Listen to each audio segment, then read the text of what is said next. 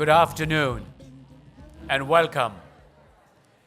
My name is Rajan Verdian and I'm the Superintendent President of Pasadena City College. And it is my honor to welcome Mr. Tim Wise back to Pasadena City College. Mr. Wise is one of the most prominent anti-racist writers and activists in the United States today. And it is our great pleasure to have him here with us.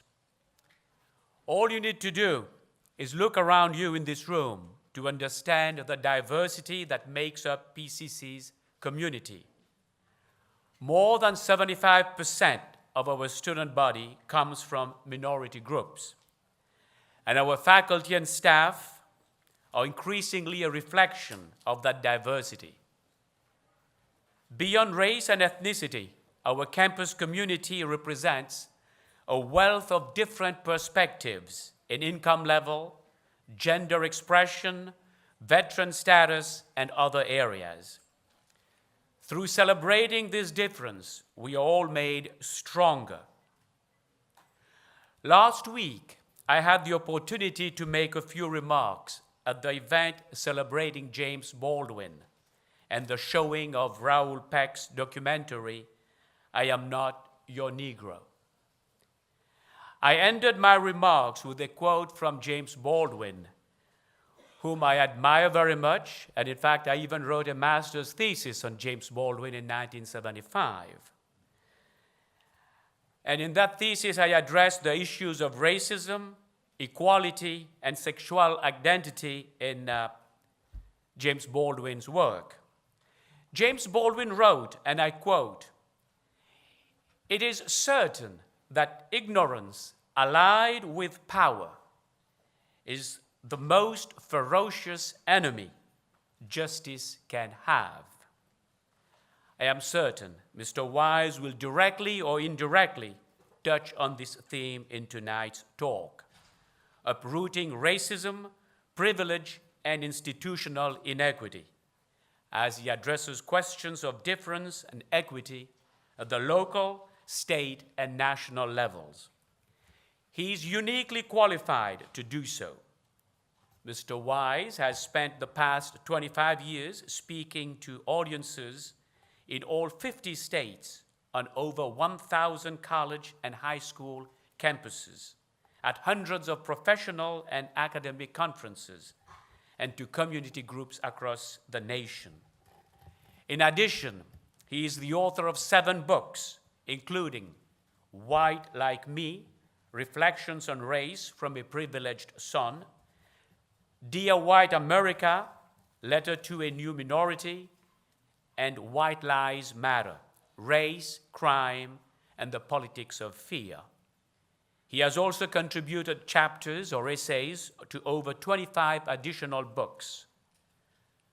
Mr. Wise is also one of 5 people, including President Barack Obama, interviewed for a video exhibition on race relations in America featured at the new National Museum of African American History and Culture in Washington, D.C. Mr. Wise attended Tulane University, where he served as a leader of the campus anti-apartheid movement, pressuring the school to divest its assets from U.S. companies that conducted any business with the South African government. He graduated in 1990 with a BA in political science and a minor in Latin American studies. Tonight's lecture is co-sponsored by the Social Sciences Division and Student Equity. Please join me in welcoming Mr. Tim Wise back to Pasadena City College. Mr. Wise, thank you.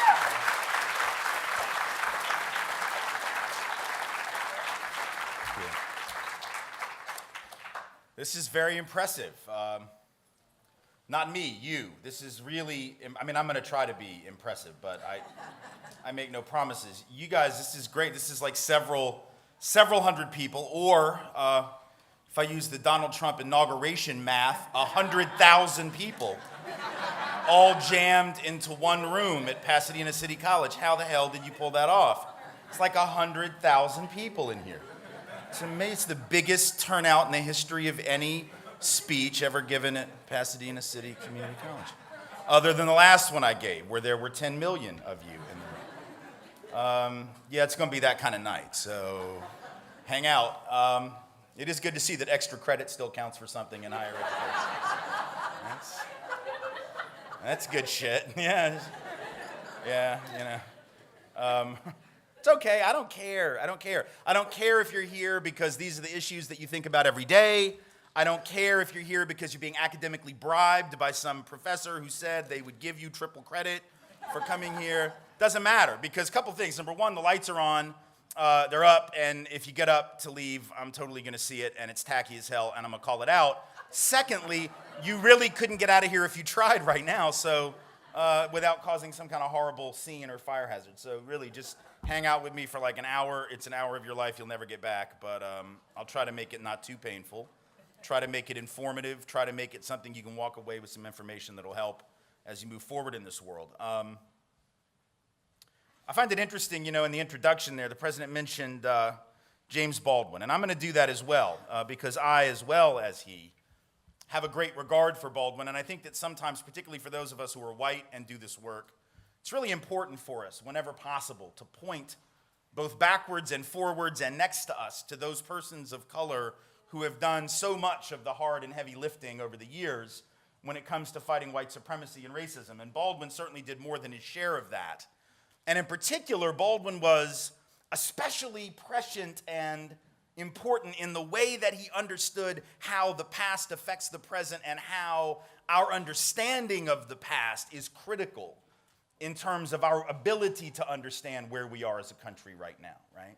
The idea that if you don't understand sort of what came before now, whether we're talking about our politics and the current administration, or whether we're just talking about any subject related to race, and I would actually go further and say any subject anywhere. If you don't understand what came before, you can't really make sense out of what you're seeing right now. He was especially critical of the way that white Americans often had this sort of hagiographic, horribly inaccurate understanding of our history and how it affected our ability to understand the world that we perceived. This is what he said over a half a century ago.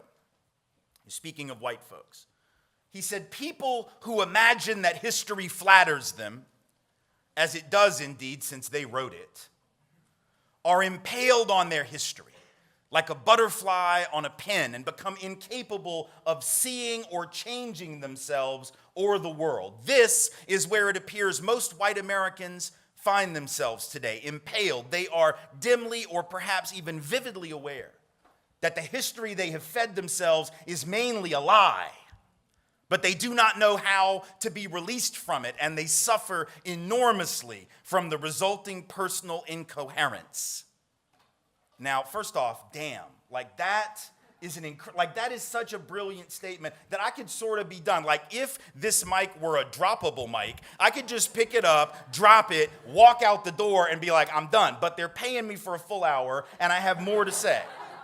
But honest to God, like that one paragraph from James Baldwin, what is he saying, right? He's saying that people who have the luxury and the power to have written the history with no real understanding of what it was, right, can't even see themselves in the world, let alone understand the world that they find, and they actually suffer because of it. It's not only the suffering of those whom they denigrate and step upon, but even themselves. They become incomprehensible to themselves. You cannot understand what comes today if you don't understand what came before. And look, that's not just about race. It's true in your own life, isn't it? If you don't understand the dysfunctions, the pathologies, the messed upness, which is not really a word, but, we all can relate to what it means, the messed upness of your own family. If I can't do that with my own family, then I can't understand my own damage, right? The damage that I don't want to pass on to my own children. If I want to be a better parent, I got to know where my parents screwed up, as well as understand what they did right? So whether it's good or bad, you got to know from whence you come.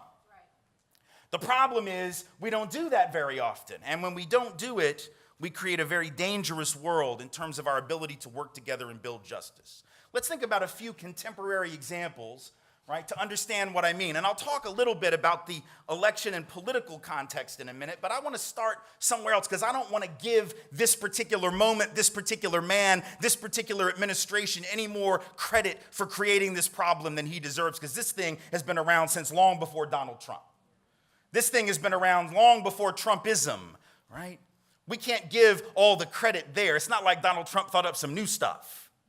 Right? It's not like Donald Trump created the problem. This is a problem that goes back to the founding of our country. So we'll get to that. But I want to start somewhere else. If you don't understand, for instance, the history, the predicate, what came before, when it comes to the subject of law enforcement misconduct in black and brown communities, for instance, right? If you don't know that history because it was never taught to you, right, then a movement like Black Lives Matter won't make sense to you. If you don't understand the way that black life has been discounted and denigrated and has not mattered institutionally to an awful lot of folks, right, then somebody proclaiming that Black Lives Matter will seem irrational. It will seem horribly militant and separatist and maybe even hateful. And then you'll say things like, but what about my life? What about me?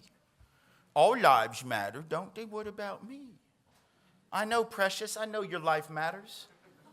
I know my life. You don't have to tell me that all lives matter. I get that. I got 2 children. I got 2 teenagers. They're 15 and 13. They are white.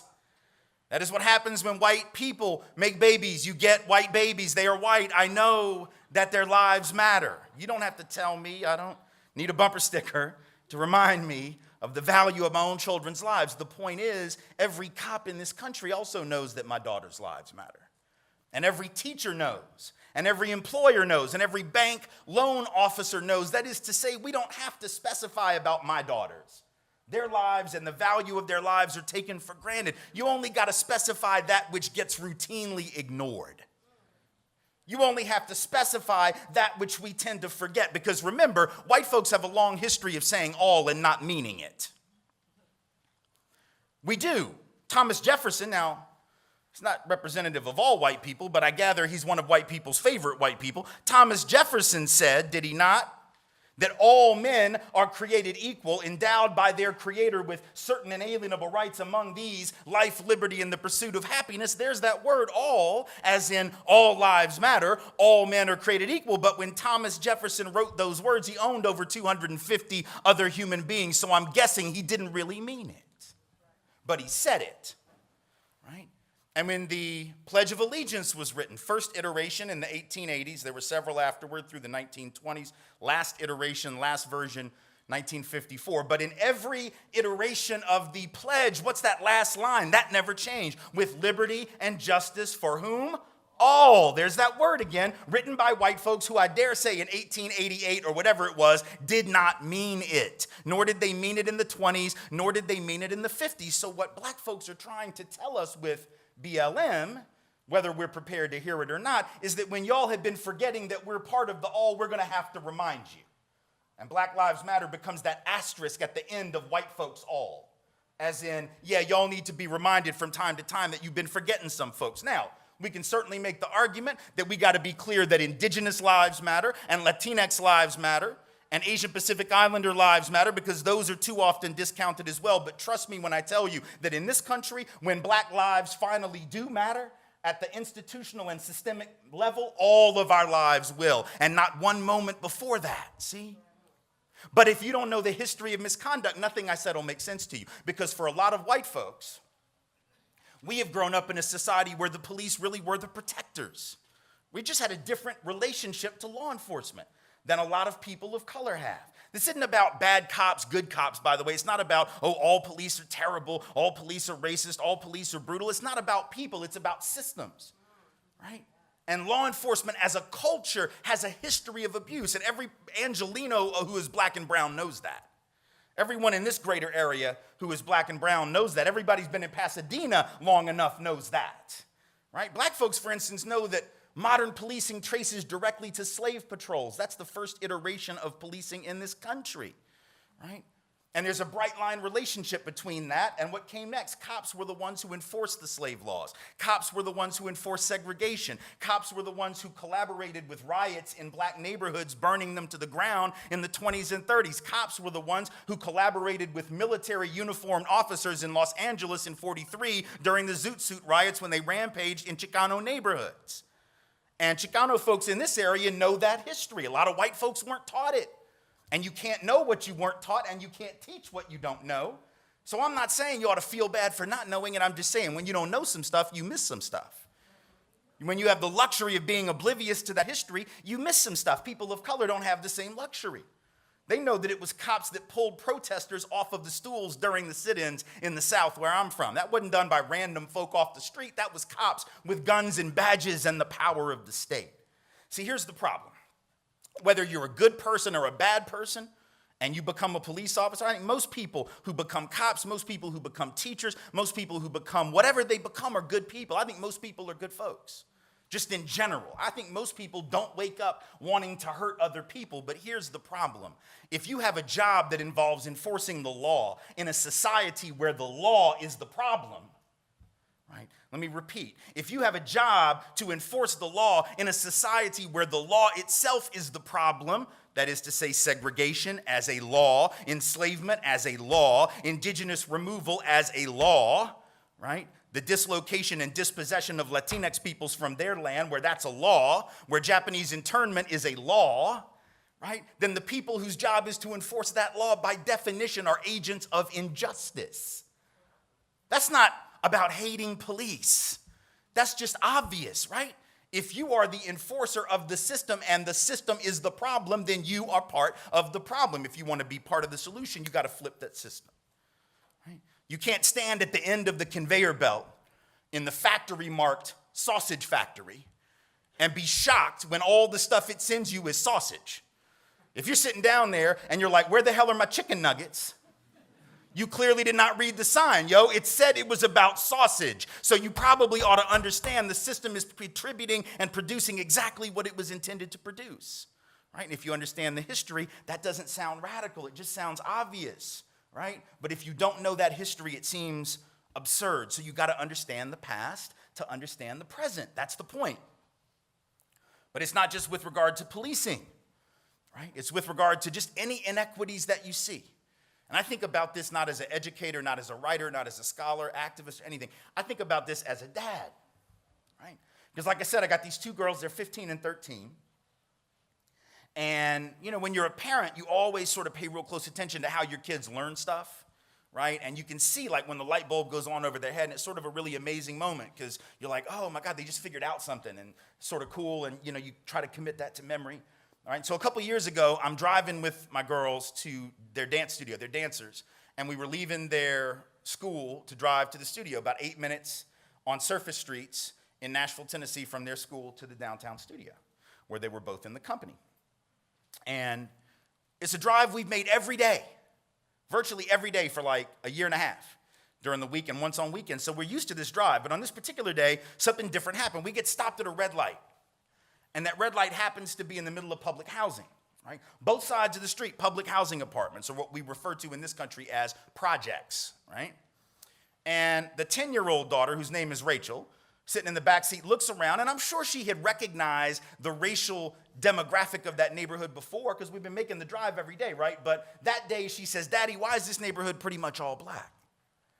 Oh, that's a hell of a good question, right? I mean, that's a really deep, like my kid, my 10-year-old is doing like urban anthropology in the back of my Highlander, y'all. That's like some pretty serious stuff. Like I was very proud too, you know, because after all, this is what I do, right? And she's like noticing stuff and I'm like, oh, I'm so proud.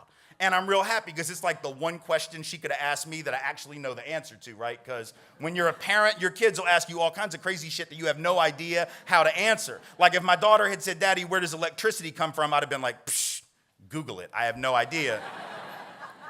I didn't pay attention in that class. But the one about how this neighborhood got black, I know that. That's the one. And so I'm all excited. I got the answer ready. I can't give her the PhD level answer because we only got 4 minutes left before we're at the studio, right? So I know I got to cut it down. I got to make it sort of easy. You know, I got to make it digestible, right? So I've got the thumbnail version, though. It's right here in my throat. It's about to come out. And then something happened that I didn't know was going to happen because I'm an only child, right?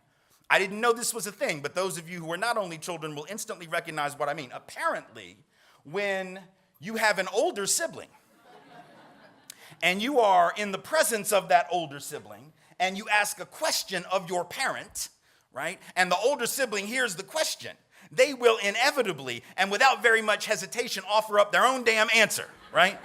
Just to show how smart they are, right? And so Rachel says, remember the question, why is this neighborhood pretty much all black? And Ashton, the 12-year-old, without missing a beat, as I'm getting ready to offer the answer, jumps up and says, redlining, which is scary-ass accurate if you know the history.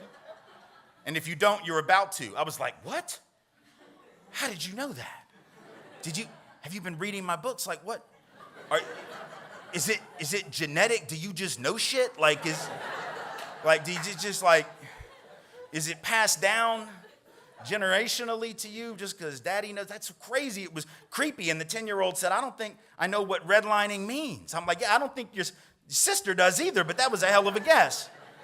Right? Now, here's the thing. To be honest with you, her answer is not quite right. She actually sort of got it twisted a little bit because redlining is not how it got black, but it is how it got poor. So she's sort of conflating race and class, but I'm going to give her half credit because, damn, she's 12 years old at the time. But let me just sort of explain to you what redlining is. Redlining is a thing that some of y'all will know what this is, but in any event, it was something that was very common. It was done as a matter of course all through this country, north, south, east, west, everything in between, where banks would take maps of neighborhoods and they would take a red marker and they would draw a line around black neighborhoods, and occasionally they would do the same with Latinx neighborhoods, but especially black neighborhoods. And anybody who lived in the boundaries of that neighborhood was not going to get a loan. You weren't going to get a business loan. You weren't going to get a mortgage loan, nothing. And it didn't matter if you had good credit, didn't matter.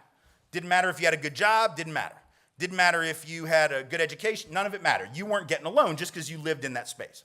And this was done generation in and generation out as a formal and totally legal above-board practice until 1968 when the Fair Housing Act was passed. But even after that, the research tells us it continued indirectly, sort of informally, secretly. The research today says we probably got 3 to 4 million cases of housing discrimination against people of color every year based on race. About half of those are in the mortgage market. The other half are in the rental market. So in other words, it's still happening. But it used to be totally legal. And as a result, right, that meant that those communities were starved of wealth. Those communities were starved of capital, right? Folks weren't able to start up businesses. And by the way, at the very same time they couldn't get those loans, they were knocking down neighborhoods to put up interstates and to put up shopping malls and to put up garages and office buildings. And most of the houses that got knocked down and apartments that got knocked down were being lived in by black and brown folks. 20% of all African-American housing in the country was knocked to the ground between 1950 and 1969 to make way for economic progress, highways, et cetera, right? So people of color were being denied capital, and the stuff they already had was being flattened by bulldozers, right?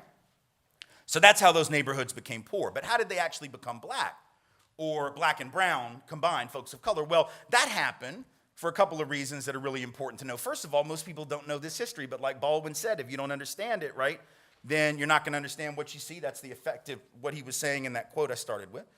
What happens is the public housing that we were looking at right there in Nashville, and this is true public housing nationwide, that was created not for people of color. Most people don't know this history, but you need to. Public housing was created for white folks.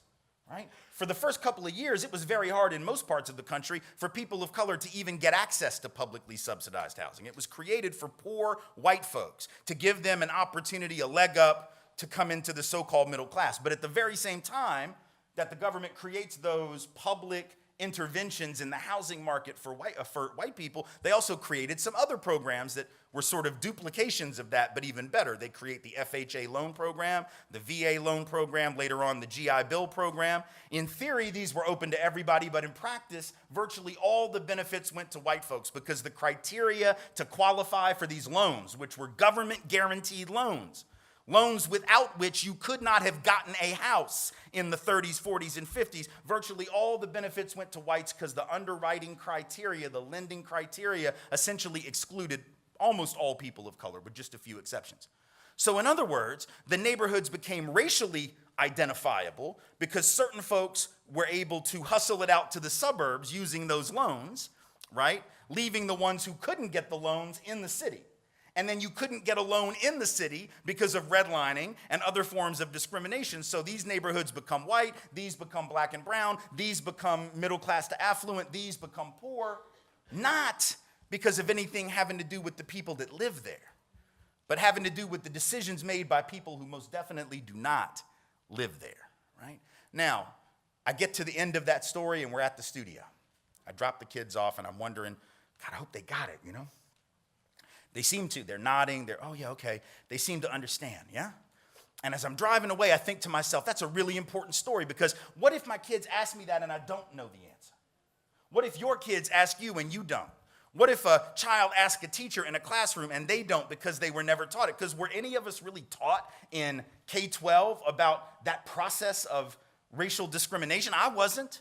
I wasn't taught in AP history, and hell, that's the history for smart people. That's what they tell you. That's the history where you can supposedly handle anything. Apparently not that, though. You can't handle that. So they don't tell you that, right? And if I don't know the answer, do you think my kid stops wondering about the question? No, see, my 10-year-old who wanted to know why the neighborhood looked the way it did, right, is going to keep wondering. But if she asks and I'm like, oh, I don't know, she's going to keep wondering, what do you think her conclusion is going to be? Because she's going to come to her own conclusion. And you know what that conclusion is going to be. The only one it can be in this culture. It's the conclusion that this society has already handed her on a silver platter. What is it? You know, because it's the conclusion that comes from the fundamental guiding ideology of our country, the thing that we've all been taught, the thing that we've all been exposed to, the secular gospel of America, the creation myth of America, Genesis 1:1 of America. And you know what it is. The Genesis 1:1 of this country is what? Wherever you end up is all about you. Right? Because if you just worked hard, you'd have made it. If you didn't make it, there's something wrong with you. You should have worked harder. The notion of rugged individualism, right?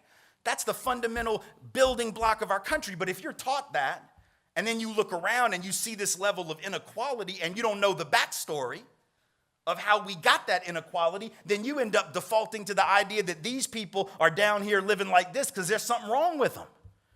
And these people over here are up here living like this because they're superior. In other words, racism becomes almost rational unless you question that ideology. Just like sexism does, right? Because if you look around and you see men disproportionately on the hierarchy, right, and you see women disproportionately below them on that hierarchy, then it becomes almost logical for people, even women, to internalize a belief that they don't have the same capacity as men.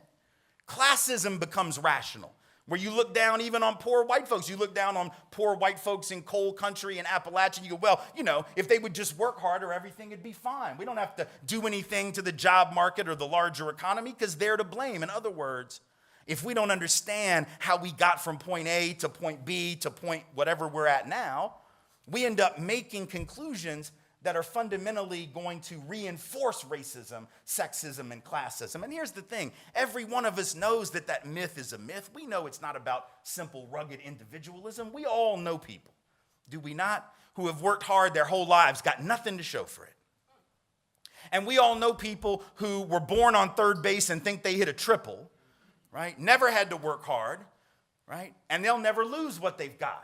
I'm even told, now this may be a rumor, y'all tell me, but I was told, as hard as this may be to believe, that there are even people who inherited their father's real estate empire in the 1970s, got to take over his real estate portfolio in the 1970s when it was worth $227 million already, and turned it into a few billion and decides that that makes him a self-made billionaire. Have y'all heard that story? I heard that story. I don't know who I'm talking about. I forget the name, but I feel like that's a thing, right? We know it's not about rugged individualism. It's about head starts, who had them and who didn't.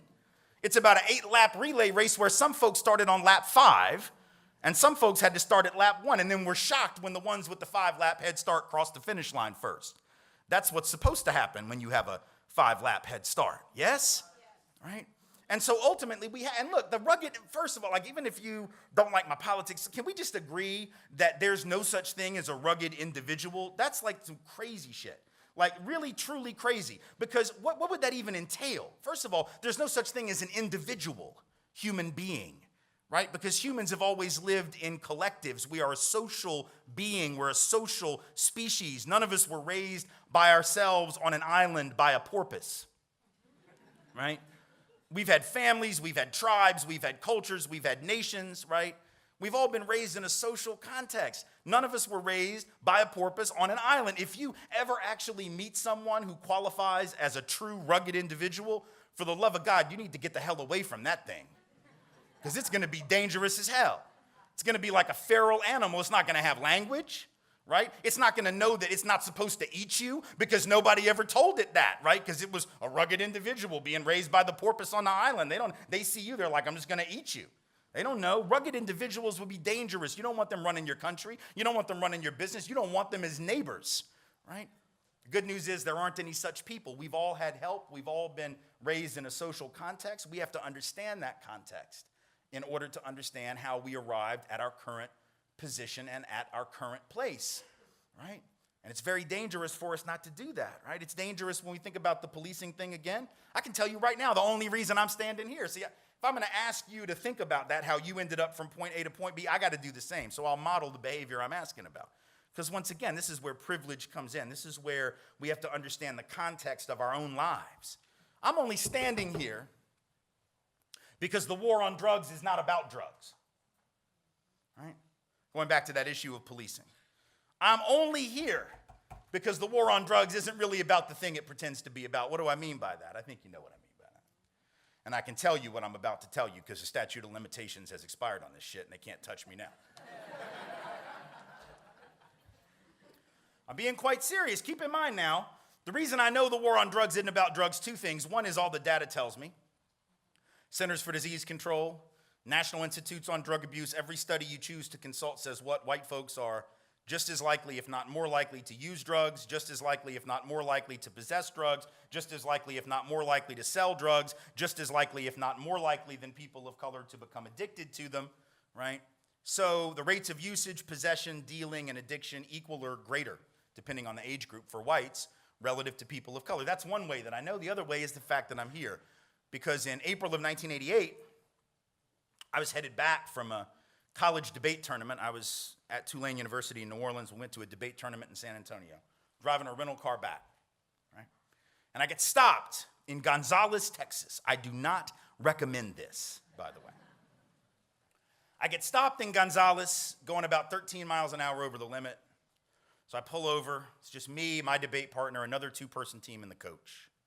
And I'm nervous, right? And I'm nervous because I know what's in the car, other than debate evidence. I know that at that moment, in the briefcase of my coach, is the following: an ounce and a half of weed, an 8-ball of Coke, 12 sheets of acid. Yeah, Google it, and 14 hits of X. Now, not bragging, by the way, and I'm not encouraging this behavior. Yeah, I'm not. I'm just asking you a fundamental question. You know what the question's going to be, but I got to keep setting this thing up. Now, for those who are not drug users, either now or at any point, that is not for personal consumption, as you can probably imagine. That would kill anyone who tried to do all that. So that was my coach. He was a dealer on the debate circuit. He would deal to other coaches. He would deal to debaters, right? So I get pulled over, and I know that's in there. And I'm nervous as hell because he comes to the door with that flashlight, right? Puts it in the face, and he's like, I need to see your license. I'm like, of course. I'm looking for it. I'm looking for the damn thing. It's a wallet. It's got like 4 places it could be. Can't find the damn thing. And it seemed like it took 30 minutes. It was probably 20 seconds. But it seemed like it was a half an hour. I'm sweating, right? My eyes are getting big. I'm sweating crazy, just profusely. The air's on, doesn't matter. Sweating, right? And I just know that this is not going to go well. He says, would you like to come back and sit in the cruiser where the light's better? I'm like, okay. I go back there. He's right, man. The light is way better in the police car. So I'm looking for it, right? Finally, I turn over this one little, flap where you put pictures and credit cards and stuff, and there's my fake ID. I got that. He sees it. He goes, isn't that it? I'm like, no. That's something else. I don't know. That's like a craft project. I don't know what the hell that is. I don't know, even though it said driver's license right on the damn top.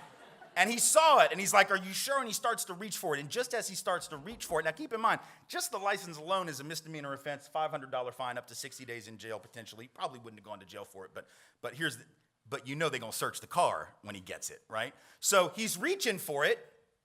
And just as he does, I find my real license that magically reappears in a place that I thought I had searched 5 times. And I'm like, here it is. Oh, here it is, right? And he goes, You sure that's it? And he gave me a look that said he knew. He writes me a $75 ticket, he lets me go. Now, if you think that he wouldn't have searched that car with all the nervousness that I was exuding, the at least suspicious behavior that would suggest possibly something greater was up. If you don't think he would have searched that car if I were black or brown, you have not been paying attention. And I don't mean to this lecture, I mean to life in general in America, right? So see, that doesn't take away from whatever genuine abilities I have as a speaker or as a writer or as a scholar or as a whatever, right? But it means that every one of us is where we are because of a confluence of factors, some of which have to do with privilege that we didn't earn, some of which are just about luck.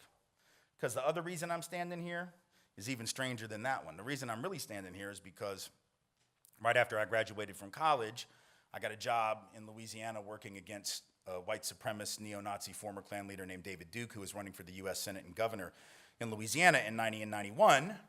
All right, I was involved in the campaigns against him. It was sort of a high-profile thing, so those of us who worked in that effort got a lot of attention, probably more than the person who's 23 years old typically would have doing this work. But the only reason I got to do that job was because I'd gone to Tulane and I met the two men who started that organization. If I go to any other college, I don't meet them, right? And the only reason I went to Tulane is because when I came out of high school, I was chasing a girl that went to Louisiana State. Right? That's the truth, right? I'd never even thought of Tulane, but I meet this girl at a summer debate camp. I realize I'm totally like geeking out on debate right now, but you just got to understand these are important stories, you know, central to my life. I was at a debate camp at American University in D.C. summer between junior and senior year. I meet this girl, and in the manner of a 16-year-old, I fall in love, right? And I tell her I'm going to go to Emory in Atlanta. That was where I was going to go. She's like, no, you can't go to Atlanta for college. We'll never see each other. You have to go to Tulane because then you'll only be an hour away, hour and 15. And then I'm like, oh, of course, I will completely change my entire life. Of course, that's what I'm going to do. Naturally, that's what I'm going to do. Screw my entire life plan. I'm following you because those relationships always work out. And I'm not bitter, by the way. It worked out really well for me and for her separately, but, you know. But if I don't meet her and she doesn't convince me to go to Tulane, I don't meet those men. And if I don't meet those men who start that organization, I don't get that job. And if I don't get that job fighting David Duke, my whole life goes in a fundamentally different direction. But here's the thing. The only reason I met her was because I was a debater. If I hadn't been a debater, I wouldn't have done that. The only reason I was a debater was because, and that hadn't been my plan either. That hadn't been my path, at least I didn't think. When I was a kid, I thought my path was baseball. I was a really good baseball player. Not as good as Donald Trump now, because you've heard Donald Trump wants you to know he was the best baseball player in New York City in 1962. That happens to be a year that the Yankees won the World Series, but he was better than all of the players on the Yankees. He literally said this. So I wasn't Donald Trump good, but I was good. And I had college scouts come into my games when I was like 11 or 12, and so I thought, man, that's going to be my path. But then tried out for the high school team, had the most inexplicably horrible tryout in the history of tryouts. It's like I couldn't catch anymore. I couldn't throw. I forgot all the rules of the game. I get cut and had to find a different activity, which became debate. If I make that team, I'm not going to be debating. I'm going to be playing ball. If I'm not debating, I don't meet Monica at American University. I don't end up at Tulane. You know the rest of the story. What I'm really trying to tell you is I owe everything to that asshole that cut me from the baseball team. And to Coach Cantrell, I say thank you. Well played, because that ultimately made the difference. The point I'm trying to make is we got to challenge this notion of meritocracy.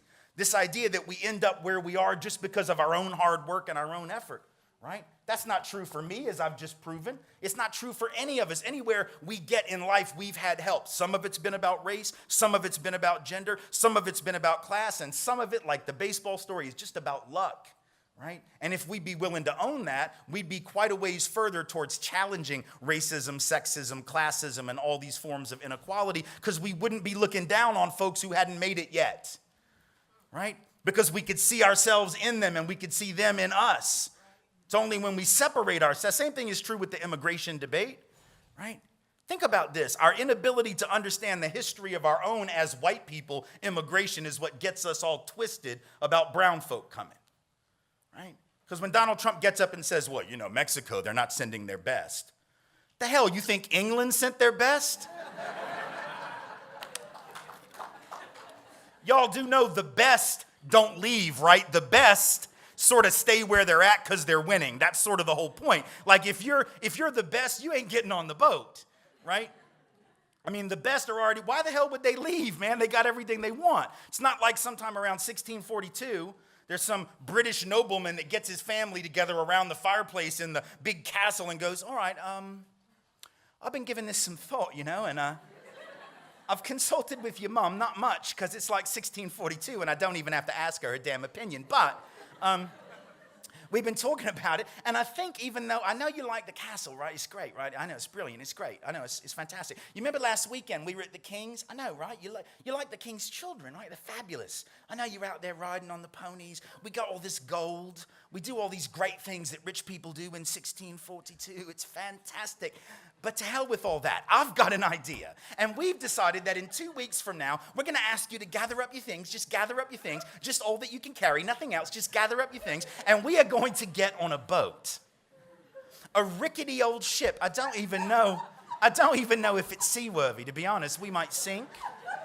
We might be eaten by sharks. We might get scurvy or be hijacked by pirates. However, if we survive, I'm sure you'll agree that in a year hence, you'll be able to look back and say it was an excellent, fantastic adventure. Okay, that shit did not happen. The best did not leave because the winners always stay put. Only those who were suffering and losing in the system leave, and there's no shame in that. But there's no shame in it when English folk do it, and there's no shame when Mexican folk do it, and folks from Sri Lanka do it, and folks from Honduras and Guatemala do it, when folks from the continent of Africa do it. There's no shame when anybody gets up and says, I'm starting over. But see, the difference is black folks in this country know how they got here. And indigenous peoples know how they were here before, and Latinx folks, if they're in touch with the indigeneity of their heritage, also know that their people were here first. It's only European folks who apparently forgot that, as James Baldwin said, our ancestors didn't want to come either, right? We didn't want to, we had no choice. And if we understand that, it gets harder, doesn't it, to look down on folks, right? Because you understand what motivates them is the same, but we tell ourselves a lie. We say, well, we came for freedom. And they're just coming for stuff. The hell? We came for stuff. Land. We came for land. We came for opportunity. We came for a new start. Even if you came for quote unquote freedom, that would still be some stuff, but we didn't come for that. All you got to do is look at the kind of system we set up in the colonies. This is a pretty unfree system. We spent most of our time in the colonies oppressing each other for not being the right kind of Christian and trying to figure out who the witch was so we could kill her. It wasn't about freedom. Right? It was about a new form of tyranny. So the reality is migration is always about the search for opportunity. People don't like to move, right? Folks from Mexico don't just cross the border and come here like for shits and giggles because they got nothing else to do, right? Nobody likes to move, man. I moved 5 years ago, 3 blocks, y'all. 3 blocks, and it damn near killed me. I was like, I'm never doing this again. I hate this. I told my wife, don't ask me to ever move. 3 blocks, and I was just done.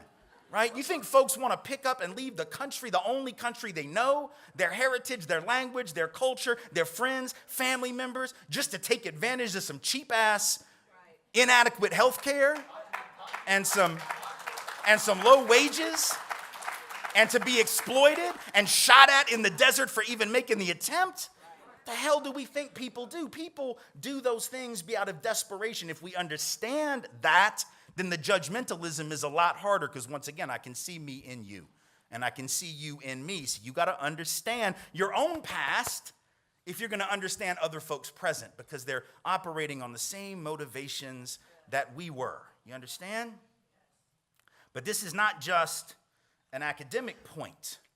I want to suggest to you that it's bigger than that, and it's something that white folks better concern ourselves with because I think sometimes we very easily, and I understand why, but it's a problem. We very easily and readily assume that the reason we got to change stuff up in this country and fix this problem is to save people of color. Well, here's the thing. Obviously, the impact of white supremacy on people of color is the first and foremost order of business, but it's not white folks' job to save black and brown people. Black and brown folks will liberate themselves from this system, whether we're with them or not. The question that I want white folks to ask is who's going to liberate us from this system, because it's doing a number on our mentality. It's doing a number on our humanity, and it's even dangerous for our health. Now, that may seem odd. How can a system that gives you advantages and benefits and opportunities actually be dangerous and bad for your health? Well, think about this. Go back to that point I made a few minutes ago about the notion of meritocracy and individualism, right? If I think, because I've been told, that wherever I end up is all about me, and I actually believe that, and then I find myself struggling, how do I make sense of that? See, when black and brown folks are told, hey, wherever you end up, it's your own fault, right? People of color sort of have enough of a history to know that that's pretty much bullshit, right? People of color have been around the block long enough to know that for the most part, it's always been more complicated than that. So folks of color always at least question that a little bit, if not a lot. But white Americans have been the group that's been able to sort of buy the myth, right? I'm not saying that white folks haven't struggled, but I'm saying that historically, white folks, even working class white folks, were able to say to themselves, listen, if I just play by the rules and I work hard and I keep my head down, and if I have a strong back and I can lift stuff, I'll always have a job. Right? Even those white folks in the coal mines who clearly don't have economic privilege, I mean, they're struggling. They're dying at 55 years old from black lung, occupational disease, and injury. So they're not economically privileged, but even they historically, right, were able to look around and at least say to themselves, hey, as long as I do everything right, my kid will be better off than I was, just like I was better off than my dad. Or they could say, well, my granddaddy worked in the mine, my daddy worked in the mine, I work in the mine, and my son's gonna get a job in the mine when he graduates. But even the ability to take that for granted was sort of a privilege, wasn't it? Because folks of color have never been able to just say, oh, I'm sure there'll be jobs for me as long as I'm willing to work, right? Because people of color know that's not the way it's gone down. But if I'm a white person and you've promised me that as my birthright in this country, and then all of a sudden, I don't have a job. All of a sudden, the economy changes, right? And the assembly line shut down because the boss can make more money sending the jobs overseas, right? Or the coal mine shuts down, not because of regulations, not because of environmentalists, which is what they want us to believe, but because the guy that owns the coal mine learned that it's actually cheaper to just blow the top off a mountain with dynamite, right, and go in and get the coal that way than it is to actually use all the labor that they used to use. So it's about saving rich people money.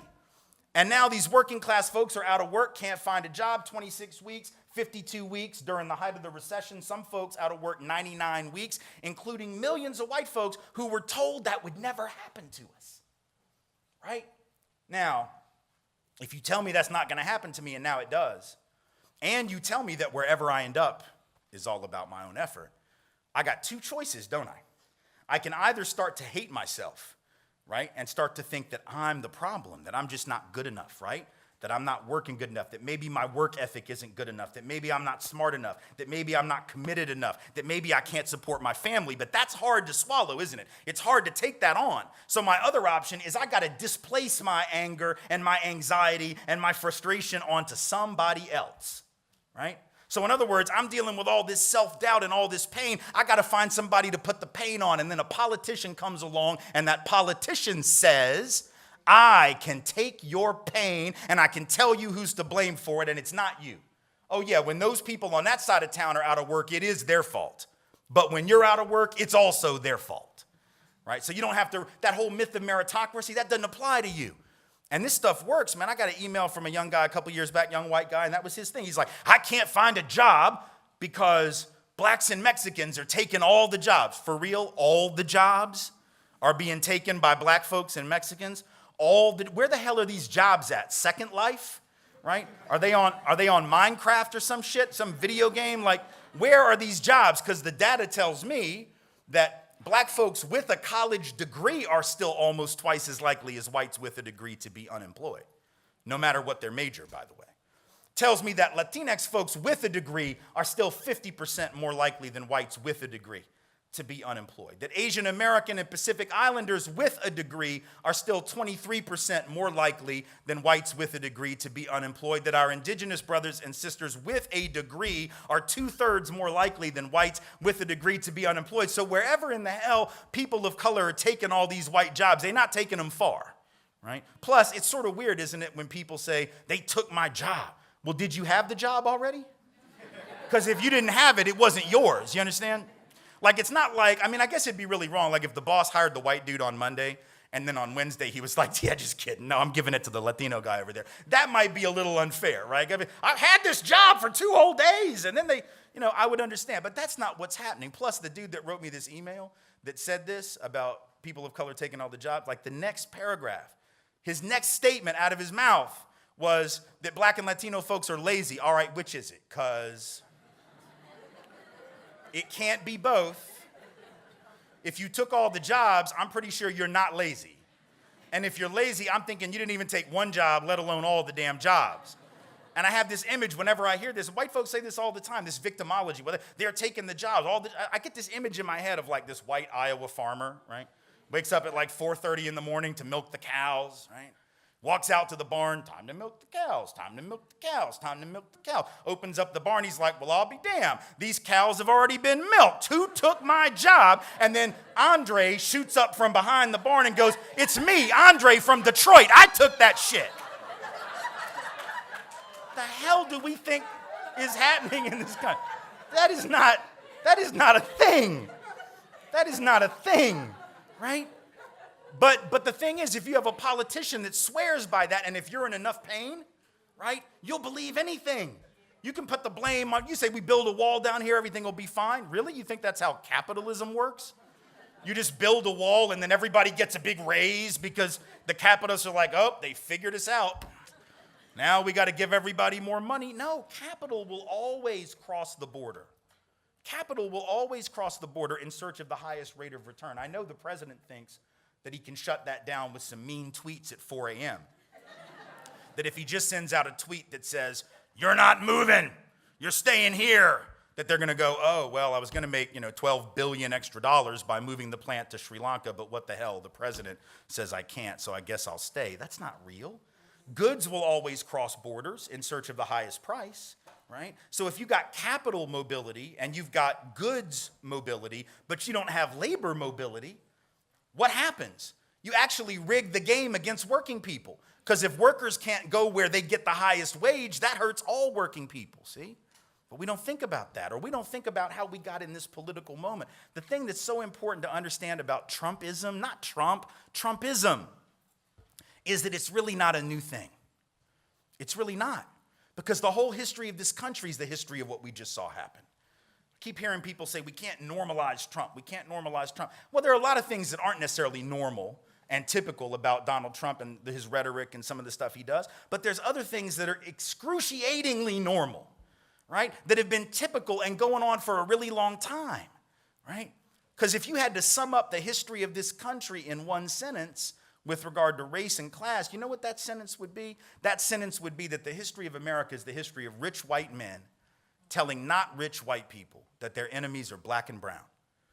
That the history of America is the history of rich white men telling not rich white people that their enemies are black and brown. It starts in the colonies when there were no white people yet.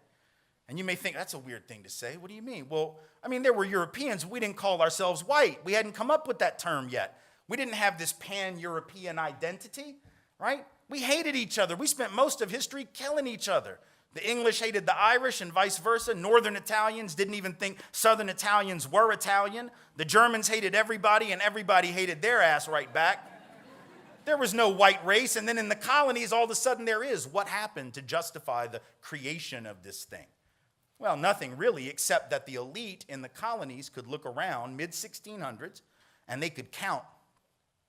And when they counted, what they saw was that they were way outnumbered. You take all the African enslaved folks, the European indentured servants who were just one level above slavery, and you take the other piss-poor Europeans who aren't technically indentured, but they might as well be. They're peasants. They don't have anything. And you put them all together, in most of the colonial period, they outnumbered the rich by 10 to 1, 15, 20, 30 to 1, had a handful of people that owned all the wealth, sort of like today. We got 38 people in this country right now that have the same amount of wealth as the bottom half of the country. 165 million people over here, 38 over here. So this thing has been going on a long time. So the rich look around, they see they're outnumbered, and they're worried, as you can imagine, right? They're thinking to themselves, holy hell, man. If they figure out that we're running a game on all of them, they're going to come and take our stuff, right? There's going to be a revolution, right? And they're going to come and take our stuff. And so we got to split these coalitions, because every now and then there would be rebellions that were cross-color, cross-racial. You would have Bacon's Rebellion as one, but there were others where you had folks of color and white folks joining together to overthrow the aristocracy, but the aristocracy can't have that, so they create this notion of whiteness, and they say to even the poorest European, you're better than even the best off black person. You're better than the indigenous. You're better, later on they would say, than those Mexicans, or better than those Chinese that we brought in to work the railroads, right? In other words, they created what W.E.B. Du Bois, the great sociologist, would later call the psychological wage of whiteness. Right? The idea that, well, I may not have much, but at least I'm not black. At least I'm not brown. At least I got this right here, right? And the fact is, when you don't have anything but this will spend really well, right? You see, if you're rich, this is a bit redundant, isn't it? Like if you're rich enough, this is nice, but you don't have to have it.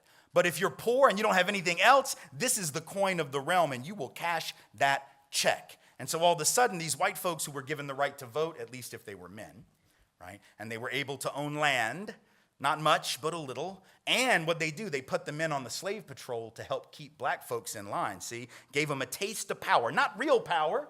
They still didn't run the show. They still didn't make the laws. They still didn't own the bulk of the land, but they were riding around on a horse with a gun and a badge, and it made them feel big, made them feel strong, made them feel like they had a stake in this thing called whiteness, and those rebellions stopped.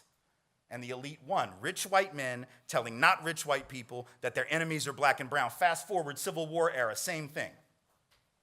The rich white folks in my part of the world, in the American South, openly announce that the reason they want to secede from the Union and possibly go to war is to maintain white supremacy and the institution of slavery. They were very blatant about it then. We lie now and say that it wasn't about that. But back then we didn't have any shame, so we just said it, right?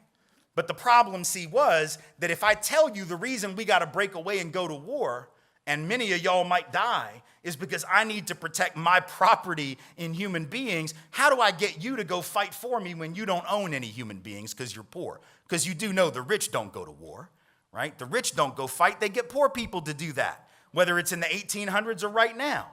Rich people get doctors to write notes saying they have heel spurs so they can't go to Vietnam. And if you don't know who I'm talking about, you can Google that tonight and figure that one out for yourself, right? Rich folks never go fight. They get poor people to do it. So think about what a trick that was. If I just told you the reason we got to go to war is so I can keep my slaves, and you're a poor white person, doesn't even own any, why would you go fight for my stuff, right? You would, because I come to you and I tell you, man, if they get free, they're going to take your job. They're going to displace you. No, fool. They already displaced you. That's the point. Because if you're white and you got to charge $1 a day to work on that farm, and the guy that owns the farm can get the black person to do it for free because they own him or her, right? Guess who's getting the job? Free is going to get the job. So actually, poor white folks would have been better off saying to hell with all this, joining with black folks to overthrow the system of enslavement that was bidding down the wages of all working people. But the psychological wage of whiteness kicked in, and divide and conquer worked. Fast forward to the 30s, labor union movement. You got white labor leaders that didn't want to integrate the union because they had swallowed it. They had bought it, right? And they were saying things like, well, we can't integrate. My God, if we bring these black folks and these Mexican folk and these Chinese folk into the union, they're going to reduce the professionalism of our craft. No, fool, they're going to double the size of your union. And that's probably really helpful when you go on strike. Right? Because when you go on strike, if you don't have them next to you on the strike line, guess who the boss is going to replace you with? The very black and brown folks that you didn't want to stand next to and work next to, right? And then you're going to blame them for taking your job, not the rich white dude who gave it away just to split y'all off of one another and divide and conquer you. And here it is again, right? 80 years later, working on immigration, same thing, telling folks the reason they don't have a job is not because of Wall Street, which I beg to remind you, was not destroyed by Mexicans, documented or not, was not destroyed by black folks, was not destroyed by peoples of color. It's just the highest SAT having white boys in the banking industry, right? These all had business degrees. Like, God, you know they got to be smart. They had high SATs. And I know people get upset when I say that they were white. They're like, that's sort of racist. It's not racist. It's descriptive, right?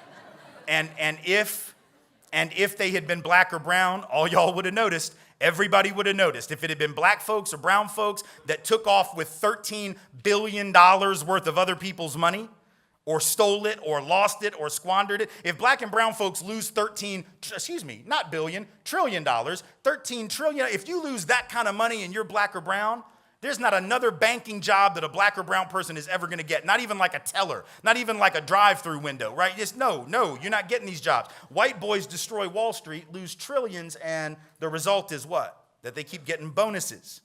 They keep getting bonuses. Nobody's going into the business schools and saying, look, white guys, I know you want to be bankers, but you've proven yourself incapable of the task, and we're giving those jobs to people of color now, or perhaps some women, but of all colors, but definitely not white boys, right? Nobody's doing that. I'm not saying they should. I'm just saying we have a different standard, right? And that's the problem. We got people looking over here at the problem rather than over here where the problem is, because for 400 plus years, we've been told that the enemy was black and brown. That divide and conquer is not new, but it keeps working, and we have to push back against it, because if I don't push back against it and I'm a white person and I internalize all that shame when I'm struggling, my only options are either scapegoat somebody else, which means the problem doesn't get solved, right? And I'm still going to be hurting. Or the other option is I can destroy myself, and y'all know some folks are doing that because you've heard about the opioid crisis, right? They keep talking about this. These white folks in small town America that are getting hooked on Oxy, and then the Oxy, is not strong enough, so they're getting street heroin. It's interesting that we call this a crisis, and we have all this sympathy for it, because there was an opioid crisis in the 70s, mostly headquartered and located in black and brown poor communities, and we did not call it a crisis. We did not counsel rehab, education, and treatment. We counseled prison. We called people junkies, and we locked them away. And the same thing is true when the crack epidemic hits in the 1980s and 90s. We called people addicts, and we lock them away and punish them, not give them rehab. So all of a sudden, white folks, salt of the earth, white people in rural America are getting hooked. We're like, oh my God, we got to help these people. About damn time we have that attitude. About that time that we believe that, right? But here's the thing that's interesting about the opioid crisis and is related to the point I'm trying to make, right? Think about this. There was a study that came out shortly after the election. They were doing these studies to figure out what were the factors that were most highly correlated with Trump's support. And there were a lot of them, and they're hard to sort of disentangle. Sometimes they interact with each other. But one of the most highly correlated factors at the community level with Trump's support, at the county by county level, was the level of opioid addiction in that county. The more people addicted to opiates, the more white folks in particular, addicted to opiates, the higher the level for Trump. Now, please don't misunderstand. I'm not saying that you had to be high to vote for Donald Trump. That's not actually my argument, though it's a fascinating sociological query that the academics in the room might want to engage. Whatever. Good luck with that research. That's not my point. My point is that what is an opiate? Think about it. What is an opiate? Pharmacologically, just like its most basic pharmacological purpose is to do one thing: block pain, right? That's all it does. It doesn't solve the problem. If you got a crushed disc in your back, you're going to need surgery. The opiate is not going to fix your back, but it will get you through, theoretically, until you can get the actual problem solved. Same thing with cancer. They might put you on opiates, right? But that's not going to solve the cancer. You're going to have some other stuff done. So it's sort of like when Donald Trump comes along and says, I got a solution for your pain, that doesn't really speak to the problem. He's like a walking, talking, breathing human opiate, right? And it's killing the very people who take it, right? There's this study came out 2 years ago, found that there's been this huge increase in deaths in white communities, working class, non-college educated, middle-aged white folks, right? An excess death rate in those communities from suicide, opioid addiction, and heavy drinking that causes cirrhosis of the liver, right? Not natural causes. These are self-inflicted wounds. And it's happening in white space, not black and brown space in the same way. In the black and brown spaces, Even though the death rates are higher, don't get me wrong, they're headed in the right direction. They're going down. The mortality rates are getting better. In the white community that I just described, they're getting worse. Why? Well, it's not because whites are hurting worse than people of color. Like I said, unemployment, poverty, wealth, any category you want to look at, white folks are better off than people of color, even though millions are struggling. The point is, white folks have been promised this.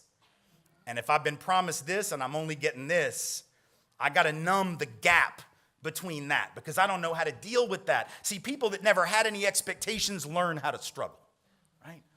If you never had any expectations, if you always knew that life was a hustle and you're going to have to grind to get where you got to get, then you don't give up when you run up against that wall. But if you were told that you didn't have to hustle, that all you had to do was work hard and play by the rules which people like you, after all, created, and then you hit that wall, you go crazy.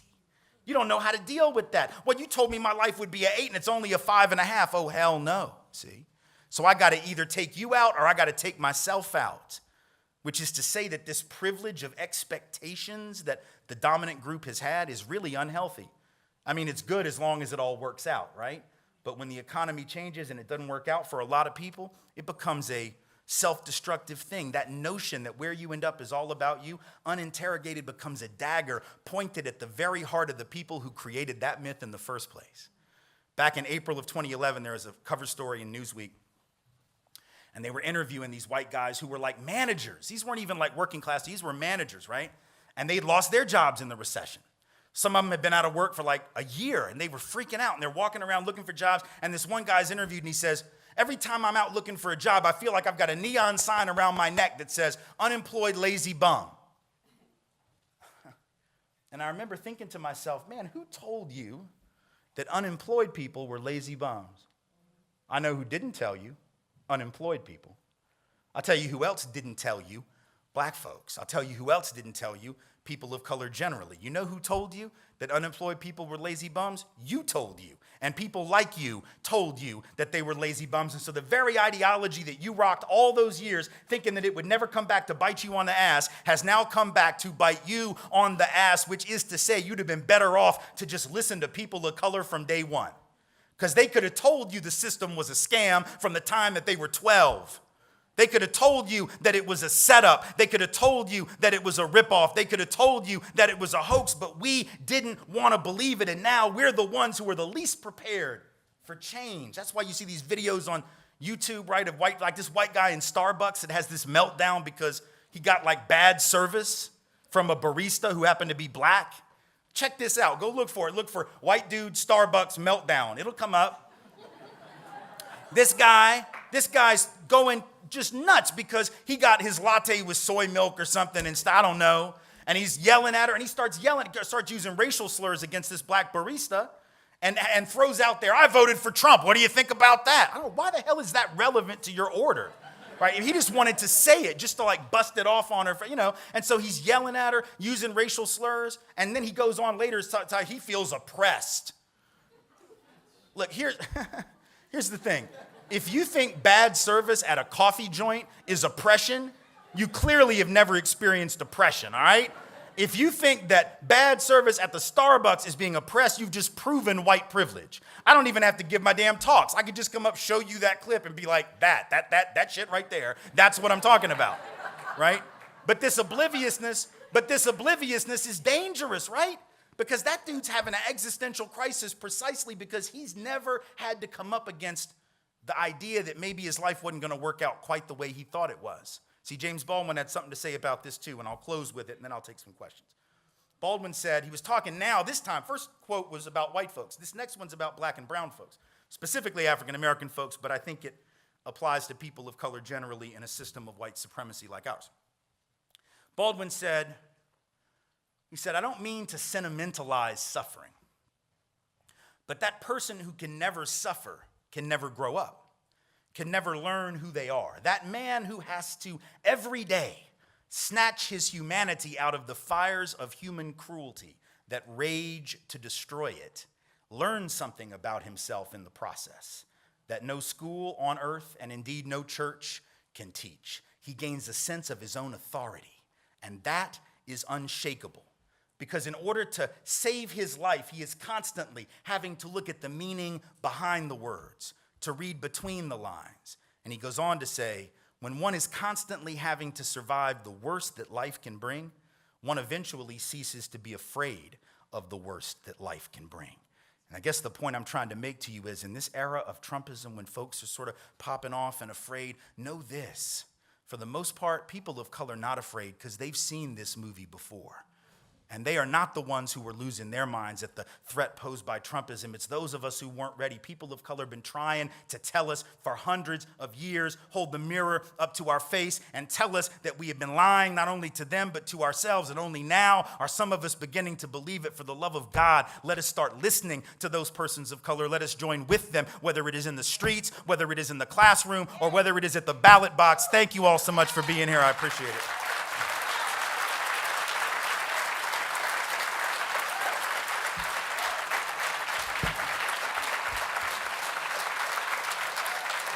Thank you.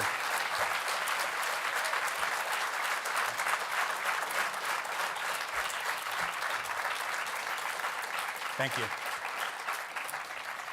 Thank you. So we'll take some questions, and then we're going to I do have copies of my latest book, which actually, just so you know, in the intro, the one I'm working on, which was supposed to have been out by now, but is not, was mentioned. That was the White Lives Matter book, which is a look at the issue of race crime and police misconduct. That is not out yet, but the one I do have is Under the Affluence, which is the one that looks at the connection between economic and racial inequality, class and race, that came out 15 months ago or 16 months ago. So I do have that, and I'll be happy to sell folks that after we're done. But if you have questions, raise your hand. I don't know if we've got mics. We do have a mic there, and we have a mic here on the side. So if you're physically able to get to the mic, fantastic. If you're not physically able to get to the mic, or just don't, some people don't like to get up at the mic and ask questions. I understand. So I can just call on you as well. I'll start here since I see your hand, and then I'm going to move right over there to the mic. Go ahead. Yeah, whoever had their hand. Oh, yeah, go ahead if you can. Great. Thank you for that. I don't know if the mic's working. Can you hear me? I don't know if it is. I don't know. Just talk loudly, I guess. Do you have any advice as to how to handle Trump supporters based on the notion that Hillary Clinton handled Trump supporters wrong, didn't say she understood them, didn't act like she understood them? Any advice for us? Well, I think, so here's the thing. I think the big mistake that Hillary Clinton made vis-a-vis supporters of Trump, I think, was that when she decided, and I don't know whether it was calculated or not, but when she decided to make the issue them, that they were the ones who were deplorable rather than Donald Trump for the rhetoric that he was using, that was politically a horrible decision. It was also unfair, but it was politically, it was a horrible decision. That's not to say that there aren't a lot of truly deplorable people in that coalition. The white nationalist movement people, the so-called alt-right, which I much preferred when they just went by their much more honest name, Nazis. But those folks are certainly deplorable, but that's not the typical Trump supporter. Now, I don't want to cut too much slack here, but what I do want to say is that I think the smarter approach would have been for her, and now for us, to say, rather than his people are a bunch of bigots, and some certainly are, and the data certainly says that that had a lot to do with certain people's support, and that it may have tipped the balance. But what she should have said was, Donald Trump thinks that you're so racist that you're going to fall for him blaming people who didn't cause these problems. It's almost like a way of saying to the person who actually might be racist, it's almost like appealing to their better nature and saying, surely you're not going to fall for that. He's trying to manipulate you. He's trying to get you to think that the reason you don't have a job is because of Mexicans. But that's not true, and you know better than that, because there's actually some research which says that when people who actually do have bias, and we all have some, we've all been programmed to have it in this culture, one of the best ways to get people not to act on bias is to challenge them to rise to the better angels of their nature and treat them like people who are capable of doing right even when their inclination might be to do wrong. There's all this research on undoing subconscious bias which says that if we appeal to that part of people, now the hardcore bigot, it's not going to make any difference, but nothing's going to make a difference with them. Those people that make up maybe that 10 or 15% that are movable, I think are movable in that way. The second point I would just make is, look, that I have no problem expressing empathy for struggling white folks, but I do suggest that we must demand reciprocity from them. And what I mean by that is, you know, if white folks who were struggling in Appalachia, in coal country, in the automobile industry, and in the Rust Belt states, if they want us to be sympathetic to their pain, and I get it, and we should be, because some of that pain is quite real, but they must extend the same to black and brown folks who have been in pain a long damn time. And they must acknowledge their similarity with those black and brown folks. It cannot be a one-way street. And so I think if we say, listen, we'll meet you there, and we'll listen to what you have to say, but you got to listen to what these folks have been saying for a very long time, because we have to build that kind of coalition, and we're not going to do that by ignoring people of color who have always been right about this thing and suddenly pandering to white folks who just learned yesterday that the system is a setup, right? That's not the way to do it. So that's what I would suggest, at least at first. Thank you. Yes, over here. Okay, I'm gonna try and make this fast. So I'm out to lunch the other day with my mom, a couple friends, in particular my white friend, blonde, green eyes, the whole bit, her daughter, 6 years old. And her daughter looks at me, her name's Kara, she's the most precious thing ever, but she looks at me and she says, Asia, I was watching TV and I saw there's a group, Black Engineers of America, something like this. Yeah. And she said, but I know that's racist. And I said, really? Why is that racist, Kara? And her mom, she looks at her mom because clearly it's gone too far, she doesn't know what to say. So mom looks over and she says, she sees that I'm about to go, you know, let Kara know.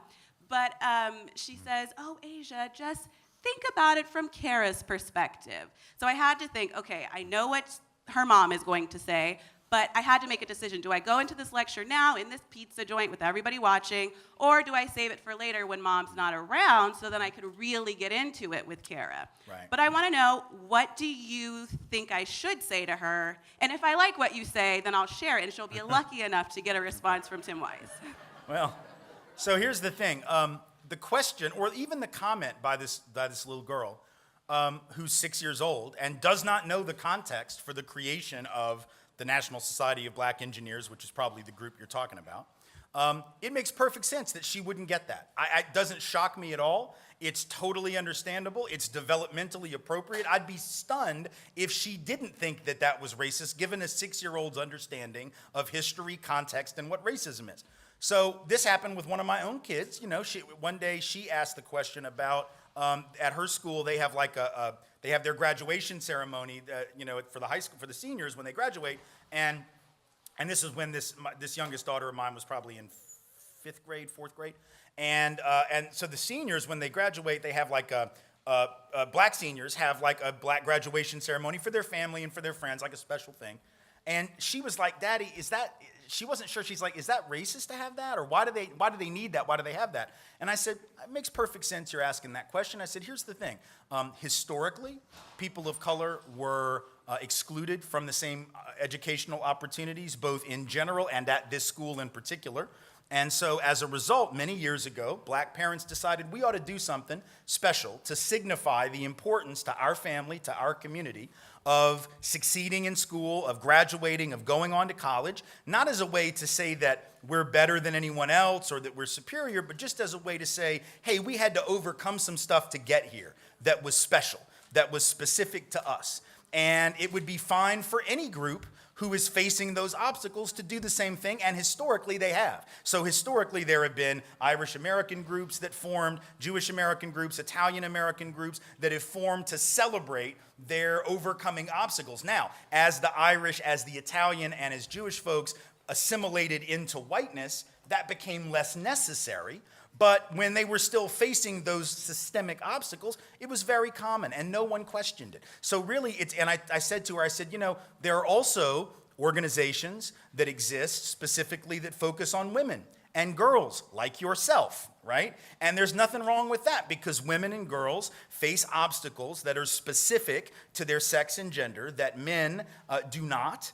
And as a result, it's important for them to be able to celebrate, for instance, women engineers and women who are in STEM fields who are often heavily outnumbered. And so when women succeed in those fields, we ought to not only celebrate that, we ought to make a special effort to include, because we know they've been excluded. And once you give that context, then of course she was like, oh, well, that makes perfect sense. you know? And so I think that it's just about saying, oh, well, of course, you know, it makes sense that you would ask that.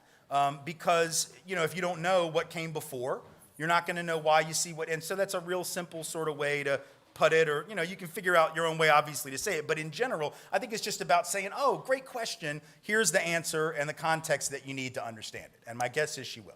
Papa Wise coming through with the suggestions. Thank All right. you. Thank you. Thank you. You bet. Over here. Yes. Hi, my name's Amber. I'm the managing editor of the Courier paper here on campus. If you've gotten this question before, please humor me.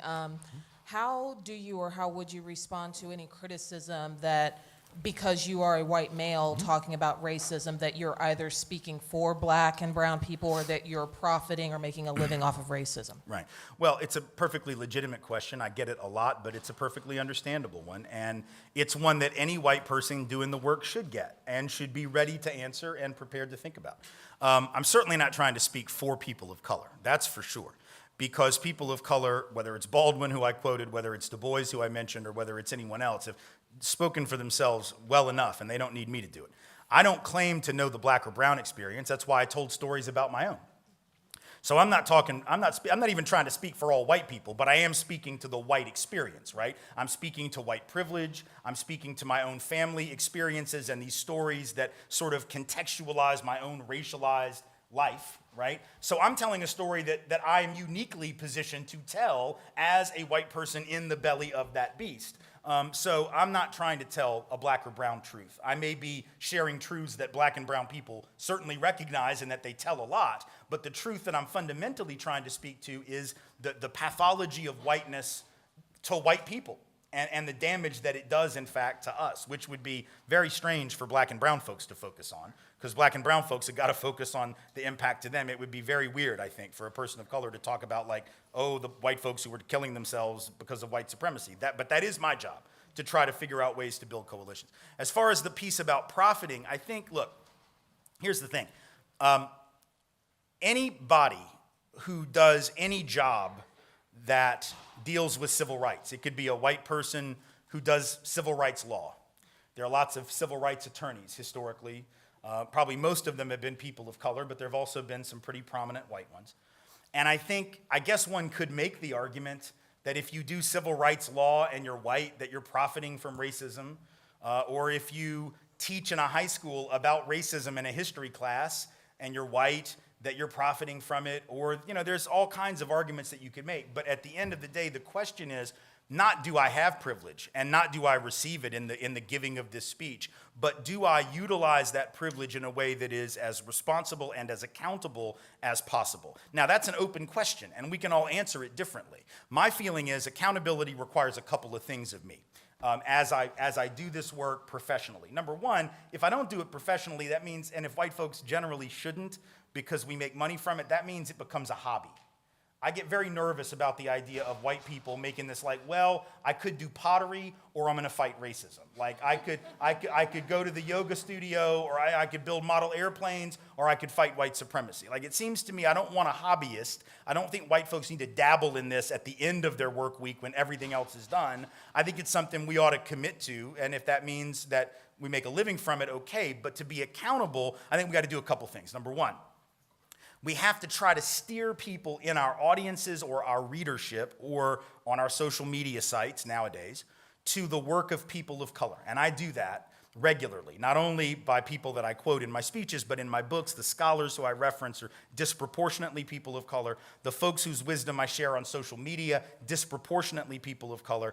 The people on the reading list on my website, timwise.org, in the recommended reading section, overwhelmingly people of color. I'll give you a couple of, one particular book I recommend everyone read, and this is from a scholar of color at Emory University, Carol Anderson. Her recent book, White Rage, brilliant analysis of how right now what we're seeing, and she wrote it actually before the election, but she was very prescient in terms of what she foresaw, is that every era of progress for peoples of color, particularly black folks, has been met with this rage-filled pushback on the part of whites trying to reassert the past system, as in make America great again, right? I mean, it's like the perfect example. So by all means, I want you to buy my books because, they're here, and I sell them. But buy Carol Anderson's book, read Baldwin, read Angela Davis, read Bell Hooks, read Claude Steele. There's a number of people, again, on my reading list who I reference because I want folks to look at that wisdom. And the third piece of accountability is financial giveback. 25% of my fee goes back to the nonprofit organization with which I work that schedules those speeches, but they're not a traditional speakers bureau.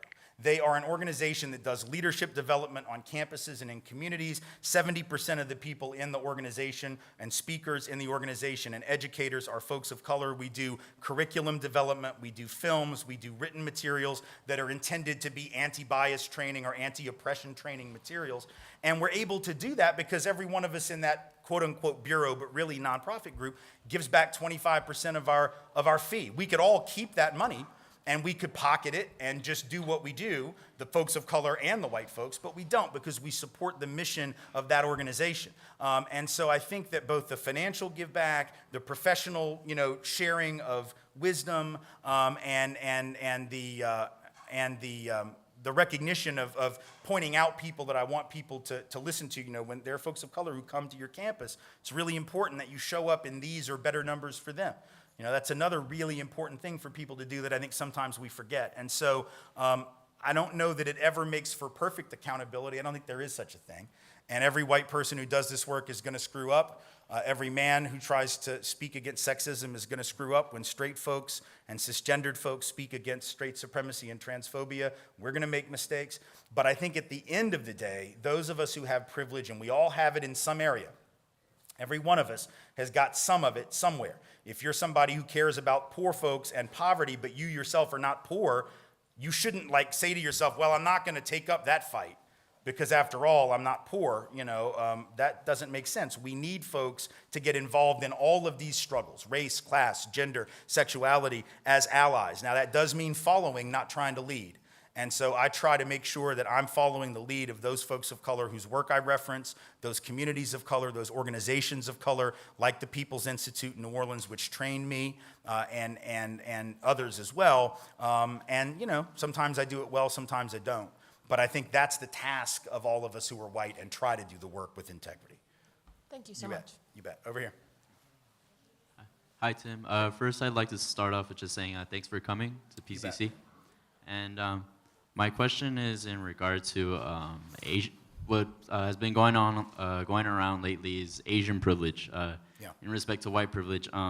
As some people may or may not know, Asians are at the moment kind of out earning whites. They're better educated than whites, and socially, most likely they suffer or they have the same advantages that white people have in that.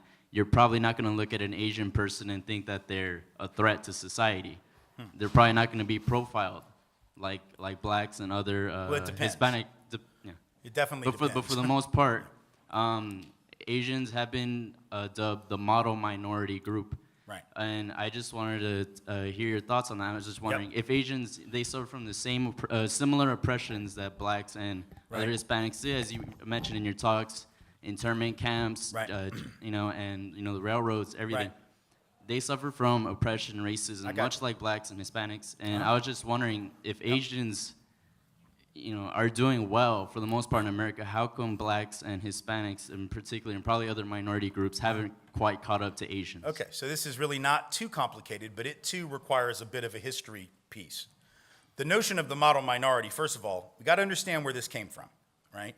Because when you understand the origin of it, you understand how cynical the argument is that you just shared. Not saying it's your argument, but it's one that gets made, and it's one that you've just brought up. The origin of that term literally traces back to 1961 and 1962, when three magazines in particular, U.S. News and World Report, Life magazine, and I think it was Look magazine, which was another magazine at that time that was very popular, all did these stories about either Korean Americans, Chinese Americans, or Japanese Americans. And they use this term, model minority, to suggest that, why can't black folks be more like this, right? Now, here's why it's a cynical argument. In 1961-62, the immigration restrictions that affected Asians hadn't even been lifted yet. But here you had these magazines saying, look how model they are, look how great they are. Why would they have done that in 61 and 62? Well, because that's the moment when the civil rights movement being led by black folks is in the street demanding an end to oppression. So you got these media folks who are basically saying, stop your whining and just work hard. So I think it's a very cynical argument, because at that moment we were still blocking Asians from coming into the country, and we were about to start bombing the hell out of Southeast Asia. We're about to kill about 3.5 million Vietnamese, Thai, Lao, Cambodian, and Hmong folks in the name of a war that we knew damn good and well didn't make sense. So I don't buy it when people say that, oh, look at these model minorities, because we killed a lot of them, even as we were saying that. Second point, the idea of Asians as this aggregate group that are doing well is statistically, historically, conceptually wrong. Certain Asian subgroups are indeed out-earning whites on a family and household basis.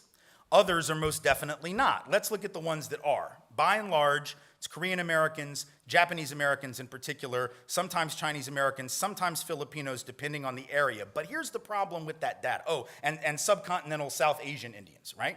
But here's the problem with that argument. Couple points. Number one, on average, since that's the phraseology you used as well, on average, they're better off than. On average, Asian households have 1 to 2 more people in them and 1 to 2 more earners in them. So in other words, if you got white households here with maybe 1 earner or maybe 2, and you might have an Asian household over here with 2 or 3 people in the family working, or maybe 4 people in the family working, the fact that this group is making more than that group is just a math game. But per capita, they're not making more. Per capita, they're making less. So in fact, they're not really better off, and they're earning relative to how many people are putting in effort, they're actually not doing very well. That's the first problem. The second problem is that 60% of all Asian and Pacific Islanders in this country live in 5 states, and I think we know what they are. They are Hawaii, they are California, they are New York, they are, I believe, Washington State and Illinois perhaps, or maybe DC, which is not a state obviously, but 5 areas, right? And the important thing about particularly California and Hawaii as the 2 biggest that represent alone about half of Asian Americans, 45 to 50% of Asian American and Pacific Islanders, is that those are states that compared to the rest of the country have higher average incomes. So if Asians are clustered in places with higher average incomes, then Asian households are gonna have more money than white households and Latino households and black households that are spread around the country. In other words, it's like saying, yes, you're right, Japanese Americans in San Francisco make a lot more than white folks in Des Moines, Iowa. No shit, right? Of course they do. It's also more expensive to live in San Francisco than it is in Des Moines, Iowa. So when you disaggregate all of that data and you break it down at the local level, here's what you find. In Los Angeles County, Asian Americans and Pacific Islanders, even just the aggregate, let alone if we tease out the different groups, Asian American and Pacific Islander poverty in Los Angeles County is nearly double the rate of white poverty in Los Angeles County.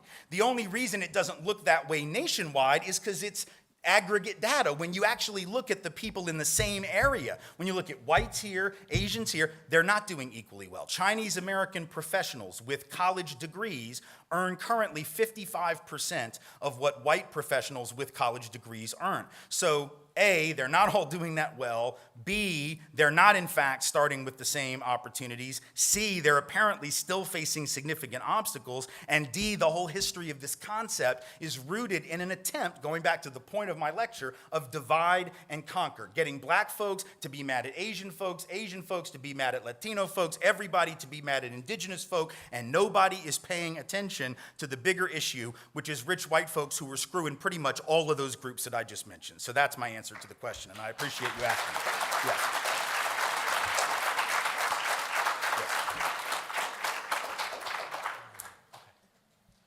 Hello.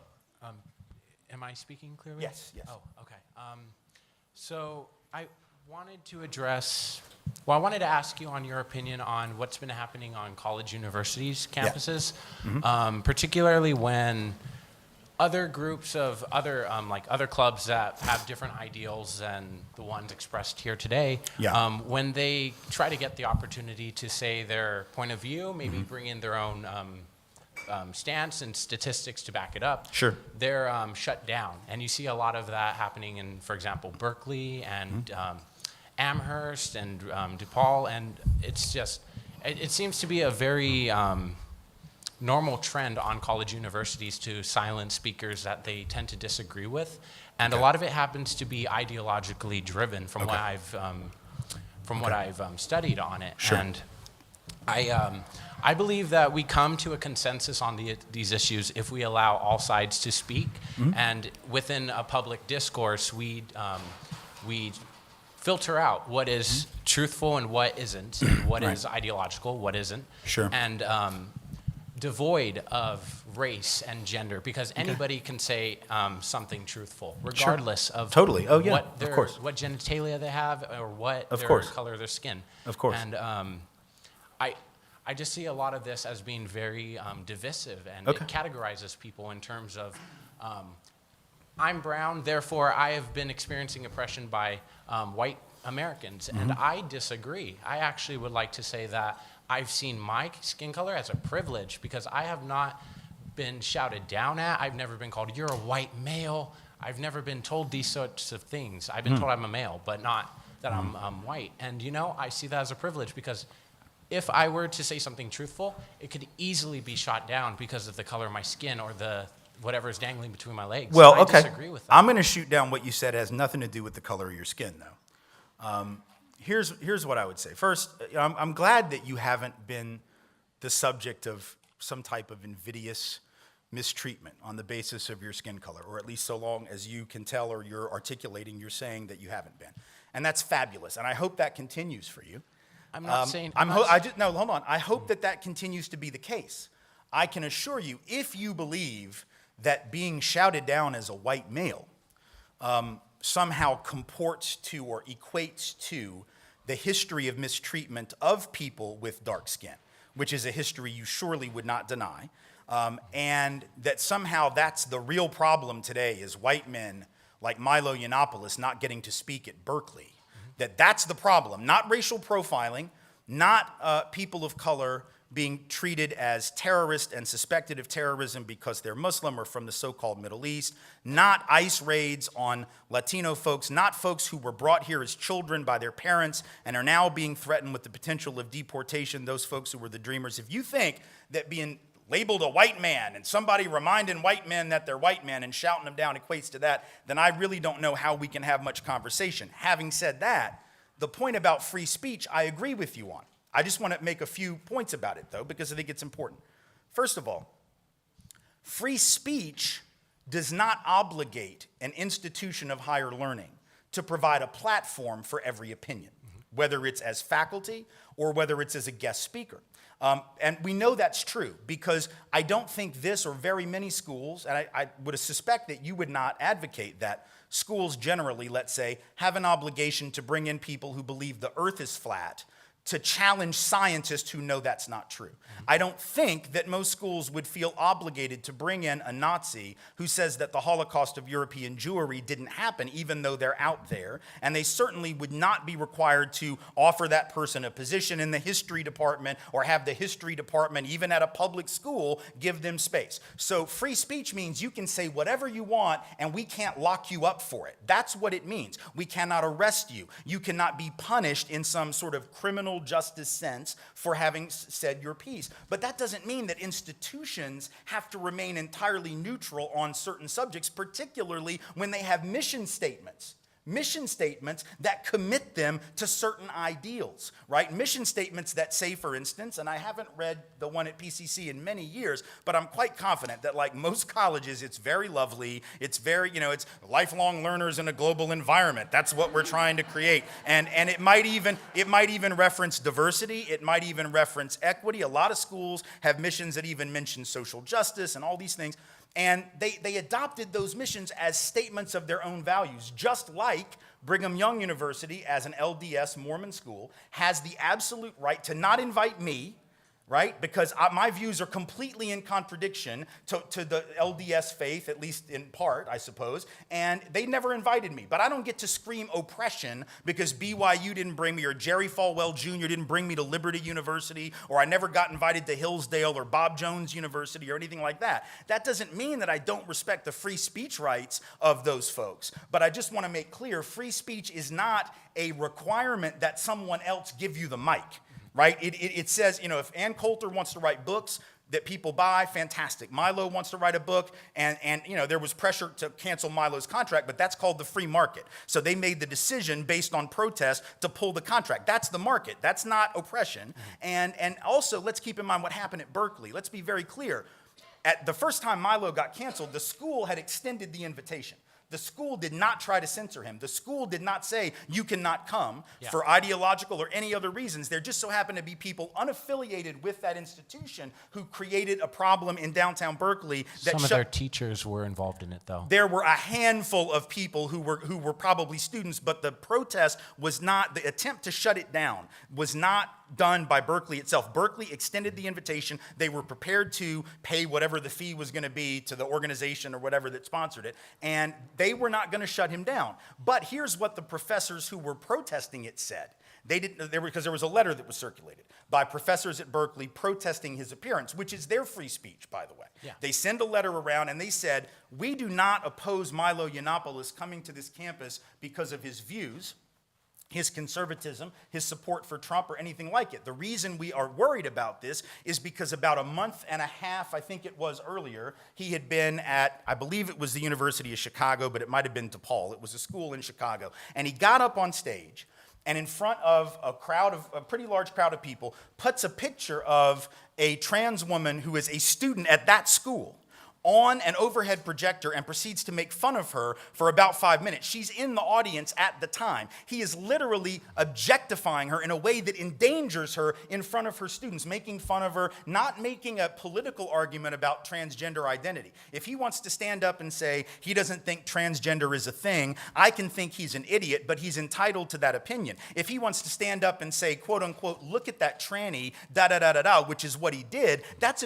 not an argument. That's not a political opinion. That's just verbal abuse. And it subjected this young woman to the possibility of further retaliation. And what the folks at Berkeley were saying is, this is an individual who has proven himself willing to subject the students at a school to harassment and even violence. We are worried he will do the same here. That is perfectly within Berkeley's rights to say, we have an obligation to protect our community from people who would endanger members of our community whom we are legally and morally obligated to protect. That's a different thing than free speech. With Milo Yiannopoulos, I agree, specifically with that case. Okay. However, there's other professors, such as Christina Hoff Sommers, who has a YouTube channel called The Factual Feminist. She identifies as a feminist. She does not agree on a lot of their a lot of the issues. And she speaks all around this country and has for 25 years. And she has had riots and people very I had white supremacists. I had white supremacists show up and try to start a riot in Indiana when I was speaking. It happened. True, but she had a difference of opinion, and she was therefore not toting the party line. And she gets speaking engagements for the last 25 years. She's done as many as I have. She's had book deals that are far more lucrative than I have. She's been on television. She gets her viewpoint heard all the time. And by the way, that's fine. There's nothing wrong with it. These people you're talking about, I mean, Ann Coulter, all these folks have best-selling books. They speak all over the country. They have folks who subsidize their lecture tours. It's not like conservatives can't get heard in this country. Oh, I'm not saying conservatives particularly. I'm just saying people who have a difference of opinion. I was just saying someone who has a difference of opinion. And you see a lot of times those people are not allowed to speak. If they say a point, then they're disregarded by a lot of people. Well, I don't think they should be shouted down. I don't believe in a heckler's veto. I don't believe in shouting people down, and I've never done that. So I guess my point is, the points that you're making about letting people express themselves and not shouting them down or shutting them down, we are in agreement. I guess the point I'm trying to make is that there's this mythology of victimhood that the right has created that says we can't get our views heard, even though we have all these folks on talk radio, we have all these folks on the lecture circuit, we have all these folks on television, we have all these folks with book deals. They get heard often, and I don't have any problem with that, but I do think that colleges have the right, whether they are BYU or even a public institution, to say we have a certain set of values, And we believe that certain people may, by virtue of their opinion, actually violate and abuse those values. Now, that's not most conservatives, by the way, but there are certainly people who are like that. Richard Spencer, the white nationalist, is someone who I don't think has any reason to be on a college campus, because everything he says about the need for white people to control this country and have it all to ourselves is in violation of every school of education's mission statement. And I think any school has the right to say, nah, you're not coming here. You have the right to stand on the corner and do that. You can start your own college if you like. You can write a book, and if anybody wants to buy it, great. You can put your stuff on the internet. But this institution is not duty-bound to give a Nazi a platform just because there's free speech in America. That's not what free speech is. Tim, we're going to move on to our next question. Thank you.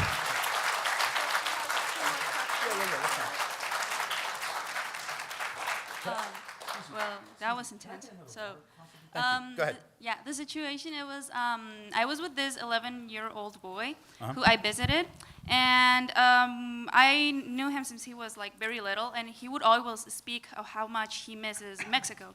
And now he is 11, and I remember that, and I asked him, hey, do you want to go to Mexico? Do you miss that place?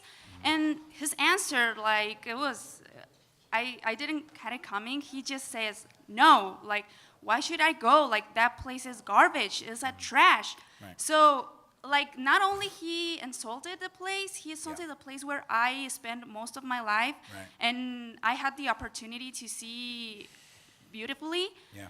And I'm just thinking, like, his environment is black-brown. So this kid is growing up believing that his own roots are garbage. Yeah. And what it makes me think is, what is going to happen with kids? Eventually, those kids will have to grow up, and they will remain those ideas in their head. Yeah. So, what can we do as a society with kids? Because if they're getting through kids' mind, like very hardly they will get it off when they grow up. Right. Well, I think the phenomenon that you're speaking to is a very common one. Whenever people are marginalized in any society, this isn't just America and the U.S. of America, and it's not just about race. People who are marginalized often internalize a degree of oppression against their own group, because if you're subjected to hostility or negative images of your group, after a while, it's like any kind of advertising, right? Advertising works because people put the images out, you see them over and over, and then you start buying their product. And if their product is self-hatred, don't be surprised when some folks buy it too. That can happen to women who have negative opinions about other women. There's actually research which finds that women are actually harder on women who are applying for jobs where they're the one doing the evaluation than men are. So I mean, what's that about? It's about the internalization of the idea, at least to some extent, that men are somehow better, right? So it happens across the board to any group that's been targeted. Does people actually know that is a problem with kids? That is something going on to like try to like improve it? Right. Well, the thing that I would say that we can do to get at that, because it's a very common thing, is we've got to make sure that people are being given a different lens through which to understand their world than the one they're currently given. And so, for instance, a couple years ago, there was an amazing program. It's now been shelved by the Arizona legislature, but in the Tucson Unified School District, there was an amazing program, La Raza Studies. It was a Mexican-American studies program. It was optional. You didn't have to enroll in it when you were in the high school, but it was open to people, and it was open to everybody. It wasn't just Chicano kids or larger Latinx community kids. The idea was, we want to have the curriculum of the school done through a lens of the Mexican-American experience, whether that's the literature, science class, history class, all of that. We're still going to teach all those subjects, but we're just going to use a different framework, right? And this program, and I worked with some of the educators, brilliant teachers, met a lot of the students in the class, and what was happening was, after several years of this program, the research was done and found that 75% of the Latinx kids, mostly Chicano kids, who came through that program were going on to college. And of the Latinx and mostly Chicano kids who didn't go through that program, who just did the regular program, which had a much whiter kind of lens and sort of generic lens, I suppose. Not generic, really quite white, but they said it was generic. Only 17% of those kids were going on to college. And they were from the same neighborhoods. They were from the same community. They had parents that were similar economically, culturally. So what was happening? You had this group of Chicano kids over here who were on fire for learning because the learning had been made relevant to their day-to-day experience, and they had this understanding that academic success was not white, it was not European, it was not for rich people, it was for them. And they had a whole history of success and involvement in the struggle to make things better in their countries of origin and also here that they needed to understand. We've seen the same results with work that talks about the African American experience, indigenous experience. So unfortunately, the Arizona lawmakers killed this program.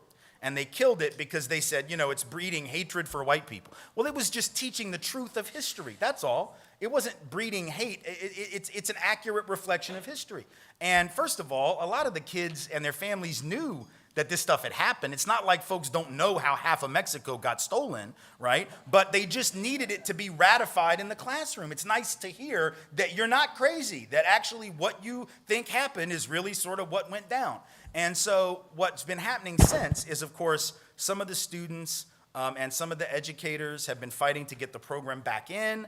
And there are certain elements that have sort of gotten mixed back in, but not formally so, last time I checked in and heard. But here's what they have been doing and what is really important. We don't have to wait for the schools to do right by those kids. We can start doing that. We can do that as parents. We can do that in the community. The thing is, if we sit around, because I don't really trust the schools to do it. If I was a Chicano parent in Tucson, I wouldn't be sitting around trusting the state to do right. They've been doing wrong all that time. But I tell you what, we got a community center, and I got a recreation room, or I got a garage, and we can get kids in there on the weekends and all through the summer, and we'll teach them that stuff. And we can do that at any time. So I think that's what we have to do. This is the final question. I am sorry about that. I would have stayed all night, but I'm being told we got to go. Go ahead. Yeah, this relates to activism, and I wanted to just reference Baldwin for a minute. I just finished reading The Fire Next Time. Yeah. Amazing, really opened up a lot for me. One of the things he said, because I've thought a lot about this idea of freedom. Americans are always talking about freedom, and the disconnect of the reality of that, and the fact that we have more people incarcerated than any other country in the world. Right. But we're always talking about we're going to war for freedom, we're doing this and that for freedom. Mm-hmm. And Baldwin said, Americans aren't so concerned about freedom, but superiority. I'm paraphrasing. Sure. So that really opened that up for me because it's like kind of some kind of play on words that we're doing with ourselves. Right. And so how do we break through as activists? I feel like a lot of people in the, I hate the terms liberal conservative, but on the left right. are constantly preaching to the choir. We're right. constantly like surrounding ourselves with people who agree with us, people who validate us, and we don't have the patience to talk to the other side. We don't have the ability to hear Trump supporters. We don't have the ability to reason with them. Right. And I think it's part of the failure of the Democratic Party, perhaps part of the failure of the left to be an effective voice. Right. And so what I've started to do is I start, like, for instance, going on Breitbart News, going onto some of the sites that advertise on there, like this white Europa site where they have actually articles about race and trying to, like, how are these people getting these points of views, and just to hear, do you see value in that as an activist, to be able to see through the lens of people who are supporting the system? Sure. Here's the thing, right? We all do this. This isn't a left thing or a liberal thing. Everybody in this culture nowadays overwhelmingly does a little bit of this siloing, right? Where we're all in our silo. So people on the left, we create our silos on social media, absolutely. We create our silos in our communities, who we communicate with, what websites we read, what TV shows we watch, et cetera. And conservative folks do a very similar thing. Folks on the right don't read our books, and we don't read theirs overwhelmingly. They don't read our websites, and we don't read theirs. So we could all do a lot to sort of broaden our understanding of what the other side thinks, because it will help, and I certainly learned this in my own experience, forcing myself to read prominent conservative authors and even far, far, far right authors to get a better sense of what my own values and what my own beliefs were. Yeah. So I think there's value in it. But here is the other point, and this is the part where it gets a little tricky.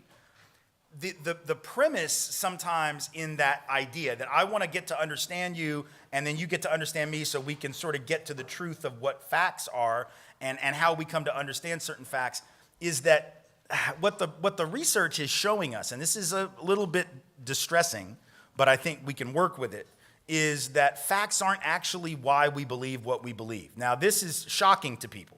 Most people want to believe, whether they're on the left like I am or whether they're on the right, or whether they're somewhere in between, that the reason they think what they think is because they've honestly considered all the issues and the arguments, and they've come to their rational, objective conclusion.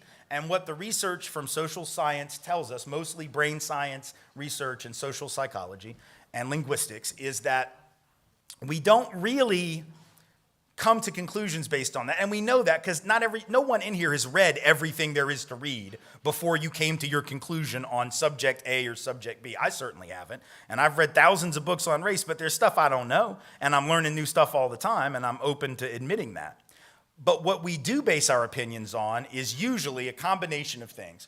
Number one, of course, has to do with our upbringing and the values we were taught and the ideas we were given in the home. Number two, the peer groups that we hung out with from really an early age and what influence they might have had. Other environmental things that we were exposed to growing up. And even, here's the frightening part, some of it's possibly even biological. Like there's actually some evidence that there are some biological and even possibly genetic things that predispose people to a quote unquote, even though like you said, this is not great terminology, conservative worldview versus liberal worldview. So how do you deal with that? Well, it's hard because it means that a lot of people are going to engage in what they call epistemic closure, right? Where you just sort of, you have your worldview and you close yourself off to others, or confirmation bias where you just seek out things that confirm what you already think. The one thing that appears to make a difference in some of the research that's been done, and certainly in my own personal experience, is approaching those people who are on the other side less with a bunch of facts and data and more with narrative and with story. One of the reasons that I told several stories today, the story about my drug use thing and the car, the story about my kid, right? And there were others that I told sort of indirectly, minor stories.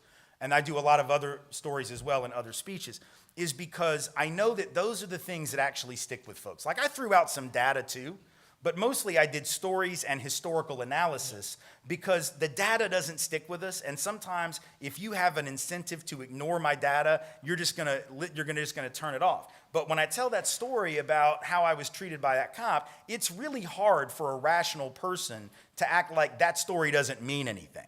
Or when I talk about how I explain this thing to my kid in relation to the history, that's a story that people will remember more so maybe than the history itself. And so narrative is an important way. When I sit down, I've been having a long conversation via email with a guy who I refer to as my Nazi pen pal. Now, I do not recommend having one of these, and I don't recommend seeking one out. No, don't seek it out. But I didn't seek him out. He sought me out. And when we started, he wasn't a pal at all. He wrote me very hostile several years, 8, 9 years ago.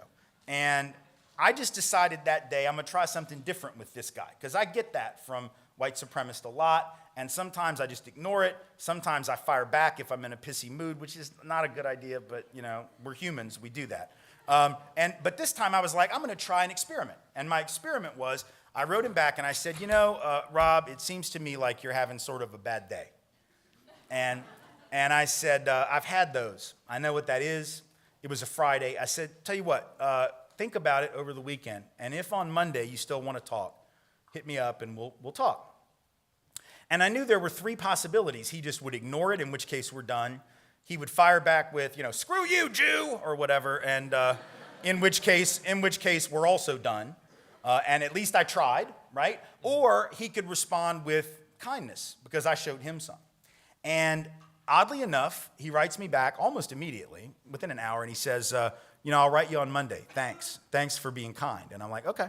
So he writes me on Monday. And so now look, I'm not going to lie to you and say that I have flipped this Nazi from being, I mean, and when I say Nazi, I'm not trying to use that like for effect. Like he'll tell you that's pretty much what he is. He prefers the term white nationalist, but he doesn't flinch from the term Nazi. And I'm not telling you that we're all like good now and we hang out and I'm inviting him to Thanksgiving, because that is not going to happen. But here's the thing. The anger level has diminished. His willingness to engage with some of my thoughts has grown. He's not in the same hostile, like 8 years ago, he was dangerous. He was truly dangerous. And right now, I think he's just a dude trying to get through life, and he's got a messed up ideology, but I don't think he's dangerous. He sends me yoga poses now. I don't even do yoga, but he's like, really, try this one. I'm like, okay. He's like, you need to get a recumbent bike. It's awesome. I'm like, okay. He sends recipes. I ask him about his kid. It's weird. It's creepy. But here's the thing. Like, he's been defanged a little bit. He's not the same guy that he was. And I know at least 5, maybe 7 or 8 former white supremacists who have come out of the movement. I'm talking about overt white supremacists, Nazis. And I know 5, 6, 7 of them who have come out of the movement and now speak out against the movement and do anti-racism work, some of it really great work. And every single one of them has a story about how that happened, and every single one of those stories is about somebody demonstrating some kindness to them that they didn't expect and how that changed them. Now, here's a really important point. I do not ask black and brown folks to waste even 1 second of your lives trying to do that work with overt racists. That's on me and my people. That's our burden to bear. People of color have got more than enough. I'm not asking any black person to, hey, reach out to a Nazi today and let me know how it goes. I know that's a bad idea. But white folks, we got to come for our people. Whether they're overt haters or whether those people somewhere in the middle, that's our struggle. That's our burden. We have to take it up. Yes, ma'am. Yes, ma'am.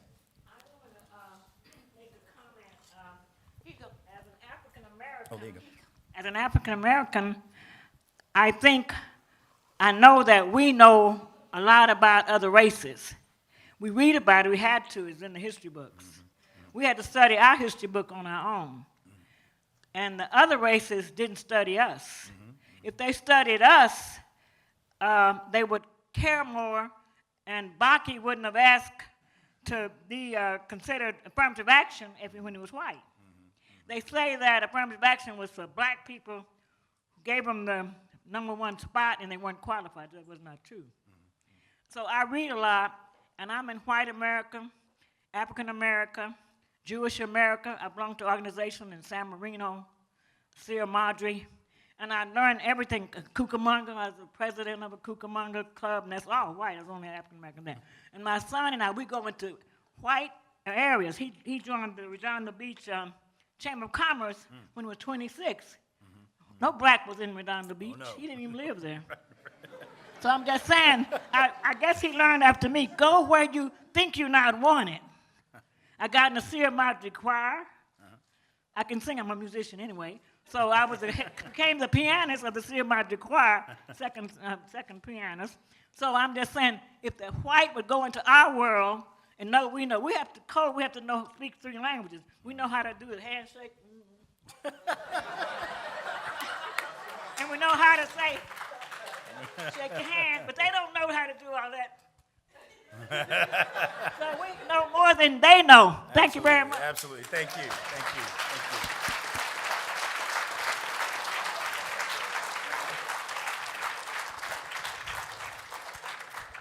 So thank you, everybody, for being here. We are going to switch things around a little bit. Mr. White is going to be in the back of the room signing books. So if anyone is interested in purchasing a copy of the book, we'll be in that back corner.